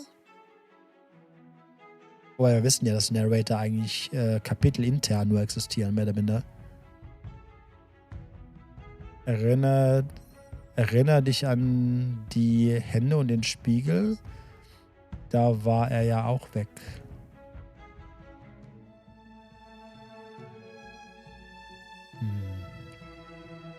Vulnerable to love, Narrator slain. Was erinnert die Hände und den Spiegel? That's the way out. We're going to leave together, just like you wanted. Yes, I suppose you are going to do that, aren't you? You cross the room, opening the door to the cabin. And then you step outside. Oh. Romantic haze, the love will set you free. A happy ending at last. Ich meine, klar, würde jetzt die Welt auch enden. Aber es ist doch genau das Gleiche, wie wird immer alles enden. We did it. What should we do now? Ja, wir sterben jetzt. Where did everything go? Where did he go? Oh, wir sind jetzt mit ihr zusammen in die Nachwelt. Oh, is he gone? I hadn't noticed. I was too busy staring deep into our beloved's eyes. Eyes, you say, huh? I'm cold. Is being happy supposed to be so cold? She's cold. Quick, our feathers. Pluck them all and weave her a coat worthy of a princess. Die macht, also wir waren es beide nicht mehr lang jetzt wahrscheinlich, ne? Ja, okay. Hi.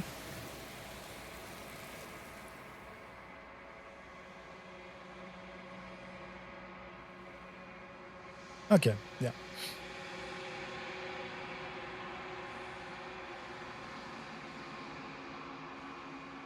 Feathers, Cold. Cold hatten wir das nicht eben auch schon mal? Feathers hatten wir schon immer. Cold hatten wir...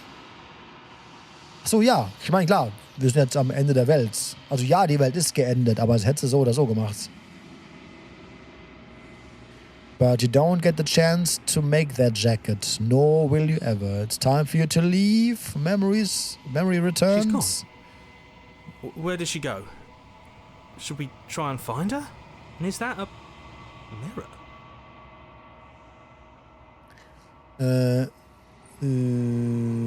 Of course you're scared. This is the end for you, but it's not the end for me. Oh, sag ich das zum Held? Of course you're scared. This is the end for you, but it's not for me. It's going to be okay. Just trust me. We've been here before, and you always get scared. Okay, das macht auch Sinn. But it feels so bad. Like looking into it right now is going to be the end of everything. Für dich, ja. Yes. I fear that we won't like what we'll see. What if we just sit here and preen for a while? That can't hurt, right? It's not the end. Whatever's on the other side is going to be nice. It's the end for you, but not for me. Ich meine, es stimmt, aber es muss ja nicht an die Nase reiben unbedingt. I'll see you on the other side. It's gonna be okay. Wir können auch unseren Leuten halt mal Mut machen. Okay. If you say so, we'll trust you. She'll be there waiting for us. I just know it. Spiegel zerstören? Ne, ich denke, der Spiegel steht immer noch nach wie vor für unsere Selbstreflexion. You approach the mirror. Gaze in my reflection. Silence as you reach forwards. They are gone once again. The mirror always makes them leave. But you need to see what's in it. The bloats. You've grown.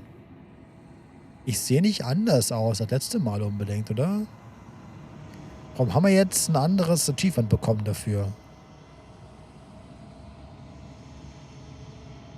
The bloats. You've grown.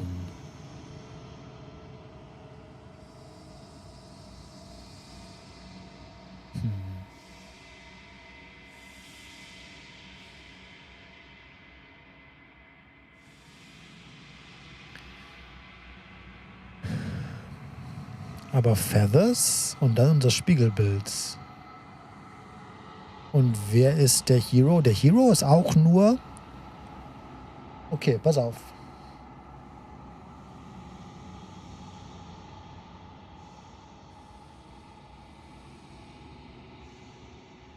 Nee, ich weiß noch nicht, was ich sagen will. Der meint. You've grown. Jetzt kommt wieder Handfrau. You find yourself in the long quiet once again. Proceed to the cabin. Guck mal, die Hände machen so ein Feuer. Wie cool ist denn das? Approach her. Flickering lights in empty cityscapes become pockets of vitality and movement. I am more than I was before.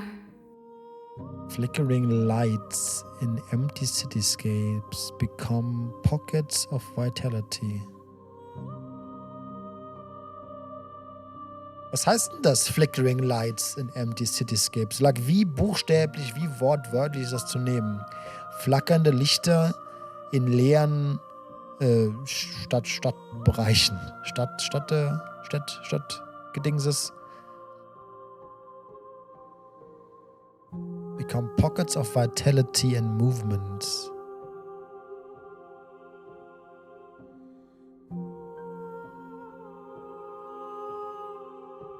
Ich glaube immer noch, dass sowohl die Prinzessin als auch der... Ich weiß nicht, ob das, was wir spielen, die Person, die wir spielen, gleichzeitig auch der Held ist. Aber ich nenne ihn mal den Held. Und ob die Stimme des Helden vielleicht nochmal ein anderer Aspekt davon ist. Aber sagen wir mal, weil wir steuern ja das Monster quasi. Das Vieh. Ob wir beide Metaphern für Menschen, für einfache Menschen in der Welt sind. Ne, die von ihren Umständen, habe ich eben schon mal gesagt, glaube ich, von ihren Umständen einfach umhergeschubst werden und von so vielen Einflüssen irgendwie berieselt werden. Und dann könnte man das so interpretieren, dass mit jeder weiteren Diversität von Menschen, die wir zu ihr bringen, weil vielleicht bringen wir nicht nur die Prinzessin zu ihr, vielleicht bringen wir auch uns selbst zu ihr. Also zu den Händen. Und wir füttern die Hände damit mit Informationen, mit Konzepten von Leben, von wie Menschen sind, wie Menschen sein können. Und vielleicht schaffen die Hände dann eine wirkliche Welt und keine Welt, die nur auf Geschichten und auf Regeln basiert und auf Mythen. Wisst ihr? Whenever you are ready, I will wipe your slate clean once again. Okay. Are you the same being you were before? How much have you changed? Is a child the same as an infant? I am an unbroken pattern, but every vessel gives fresh perspectives and carves new avenues of expression. I am different, but I am the same. Idee, was ist, wenn wir am Ende eines Zyklus sind, wo die Welt wird enden? Ja, Gwyn-Style. Die Geschichte ist sehr soulsig. Ne? Prolongen, solange wie es geht, solange das bleibt, wie es ist, etc. etc. Und wir greifen quasi einzelne Menschen, einzelne Ideen aus dieser Welt. Wir formen diese quasi selbst. Wir formen Menschen und füttern die neue Welt damit, die die Hand schaffen wird. Oh, mein Hals komisch bewegt, ey.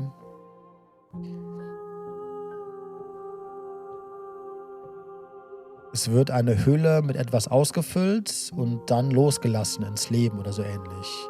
Ja, das hast du gut ausgedrückt.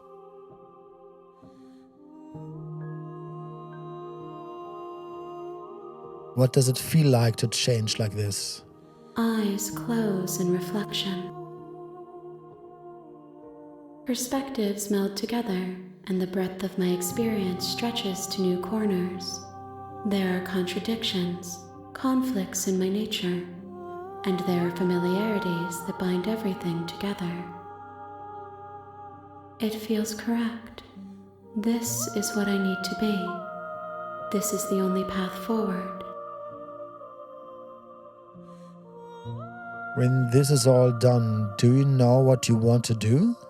With every gift you bring me, I excavate the alleys of what I am meant to be, and every exploration yields new and complicated truths.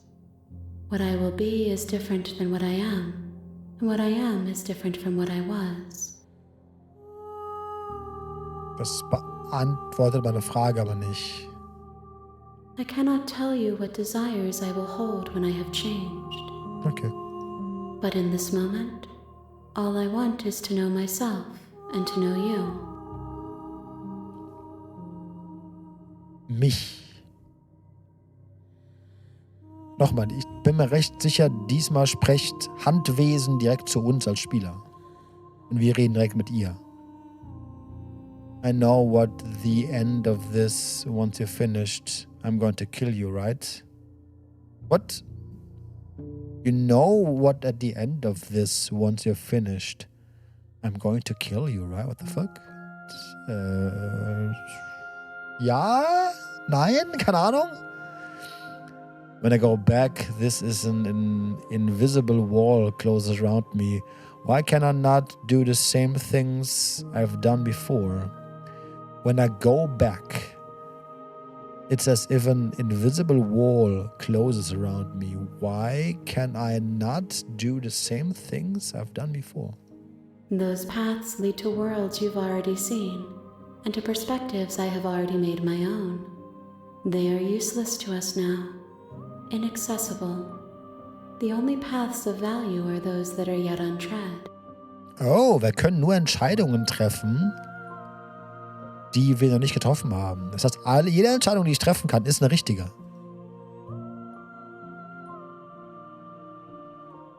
You have been kinder to me than anyone else I've met. Thank you. Kann man ruhig mal sagen. Why wouldn't I be kind to you? You are the only thing I know that isn't me. Erklär das dem Rest der Menschheit, bitte.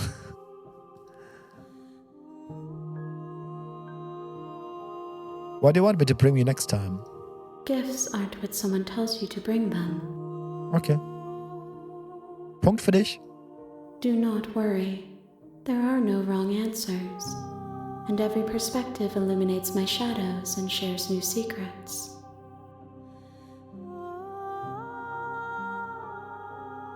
Do you have thoughts on this vessel? This one is soft and delicate. You molded her to love you, and she'll make for a gentle heart. Aber sie ist auch ziemlich leer. Do not mourn her. She has served her purpose. Wobei, so sehr ich ihre Mündigkeit abgesprochen habe,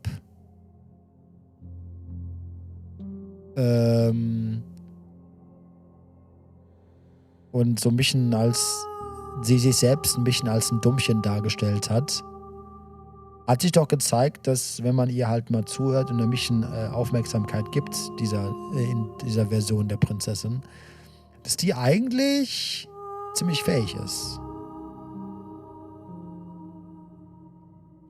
So you don't have any preferences on how you like to change or grow. Das ist so eine dicke Frage. I don't want to hurt you, but the more times I go back to worse, I fear things will be. Okay.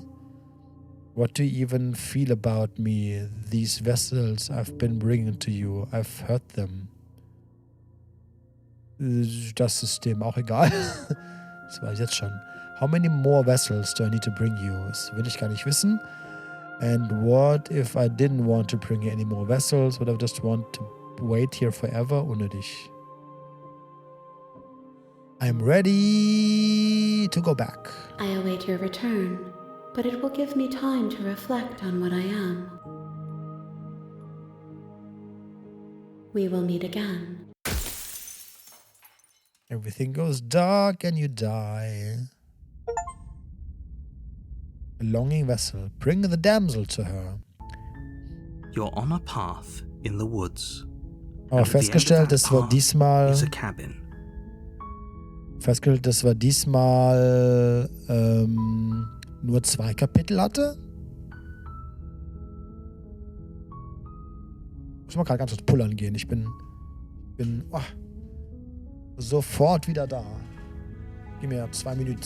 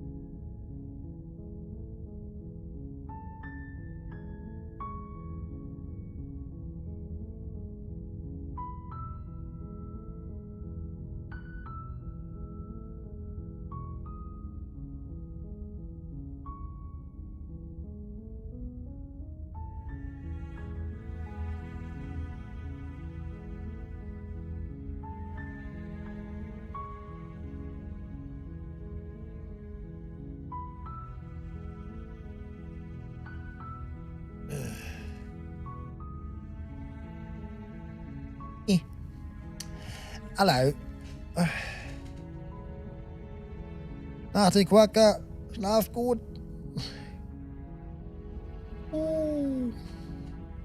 Das bringt mich auf einen Gedanken.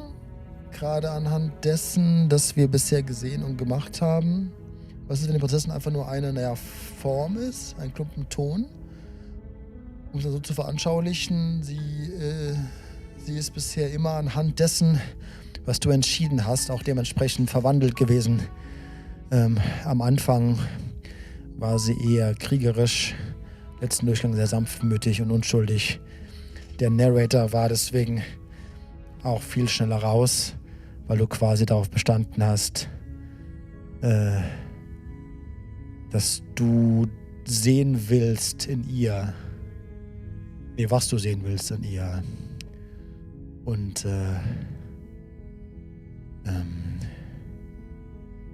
was du sehen willst in ihr auch stimmt. Achso, ja. Ich gehe mal gerade aus dem Menü raus, weil da schöner ist. Gibt das irgendwie Sinn? Ja, ich bin da genau bei dir. Tut es. Der Narrator ist die Schlange, der Verführer. Ich glaube nicht, dass es eine Adam und Eva Geschichte ist. Ja, aber sowas in der Verbindung. Okay. Ja, aber so, dass er die Verbindung verhindern will, weil er vielleicht nicht will, dass sich die Geschichte wiederholt. Also, jetzt mal unabhängig davon, was der Narrator will.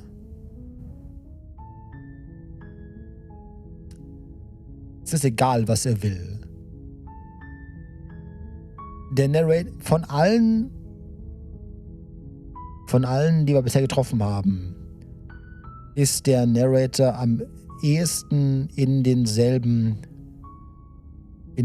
Fesseln gefangen, in denselben Wegen gefangen.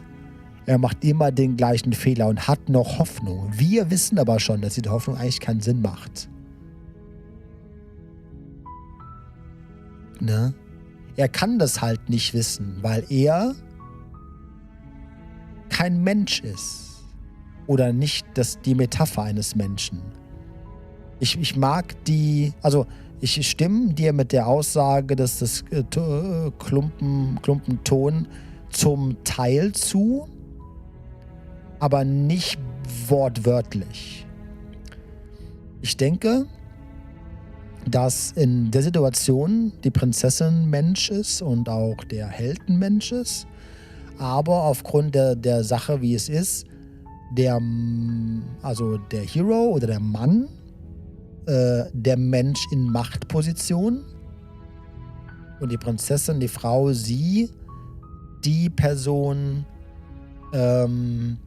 mit zumindest weniger Macht.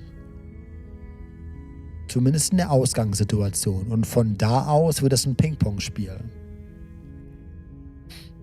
Der Aktion, Reaktion, Veränderung unserer beiden Charakterzüge aufgrund der Sachen, die geschehen sind. Weil so gesehen die erste Version von der Prinzessin in Zyklus 1 war gar nicht so sehr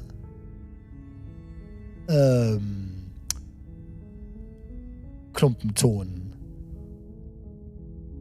Wir haben eine Entscheidung getroffen, das Messer mitzunehmen. Ich wollte mich mit ihr auf eine Diskussion einlassen und es war gar nicht wirklich möglich.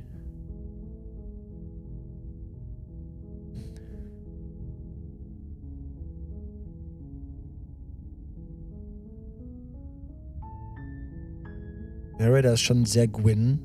Ich will nicht, dass es endet. Dabei ist es zum Schluss immer für dich vorbei. You die. Als letzter Satz. Was außerhalb des Spiegels weiter passiert, wissen wir gar nicht. Oder es ist für den Narrator schon vorbei, wenn wir ihn nicht mehr hören. Wir können einfach nicht sagen, was für den Narrator passiert. Da wir nur unseren eigenen Blickwinkel haben und mit den Konsequenzen unserer Entscheidung leben müssen oder sterben müssen, macht es halt keinen Sinn, sich von dem Narrator lenken zu lassen. Es macht Sinn, Informationen von mir aufzunehmen und das Beste draus zu machen und nachzustochern, was von dem stimmt und was von dem konsequent ist mit dem, was er sagt und was vertrauenswürdig ist. Aufgrund dessen aber unsere eigene Entscheidung zu treffen. Weil der Narrator entweder so eine Art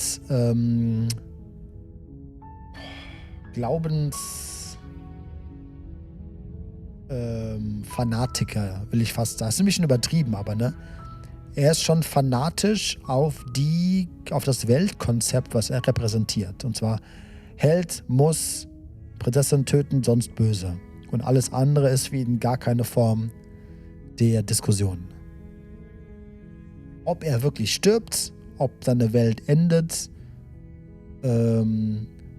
was dann passiert, wissen wir nicht. Ich würde ihm da zum Teil auch durchaus glauben, aber das wissen wir nicht. Und wenn er wirklich recht hat, wenn für ihn die Welt endet, wenn die Prinzessin uns tötet,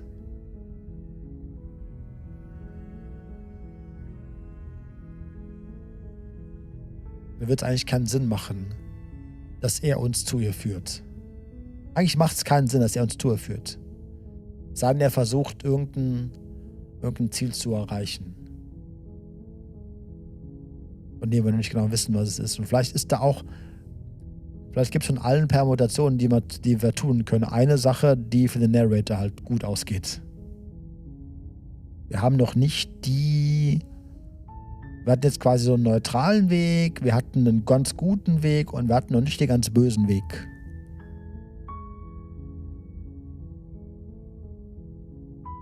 Und ich schätze mal, wir schaffen das auch heute leider nicht mehr. Ich würde aber echt ganz gern das Game nochmal aufgreifen und weitermachen. Noch keine Ahnung wann. Je nachdem, wann morgen der Valheim-Stream vorbei ist, vielleicht noch ein bisschen. Oder, weiß nicht, vielleicht am Freitag. Naja, vor Dark Souls wäre ein bisschen sehr krasser Cut, glaube ich. Mal gucken. Aber es war auf jeden Fall weiter, das da. Ja. Krasse Konzepte, kann man sehr, sehr, sehr viel reininterpretieren und ist auch sehr stimmig. Sehr, konsistent, sehr glaubwürdig gebaut, die einzelnen Charaktere. Die machen alle Sinn. Aber ich muss trotzdem jetzt mal speichern. Zack.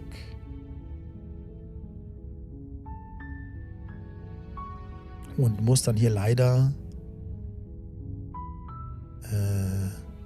mal ausmachen. Wir haben gerade gespeichert, ja.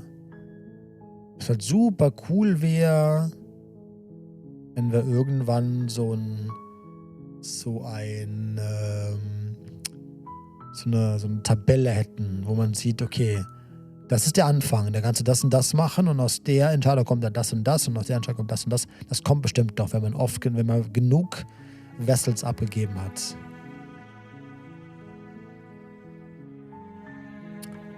Weil noch haben wir es nicht. Ne, okay. Aber gut, dann lassen wir es hier auch mal gut sein. Echt super geiles Game. Also hat echt Spaß gemacht. War eine gute Entscheidung, war ein guter Wunsch. Ich bin echt happy damit.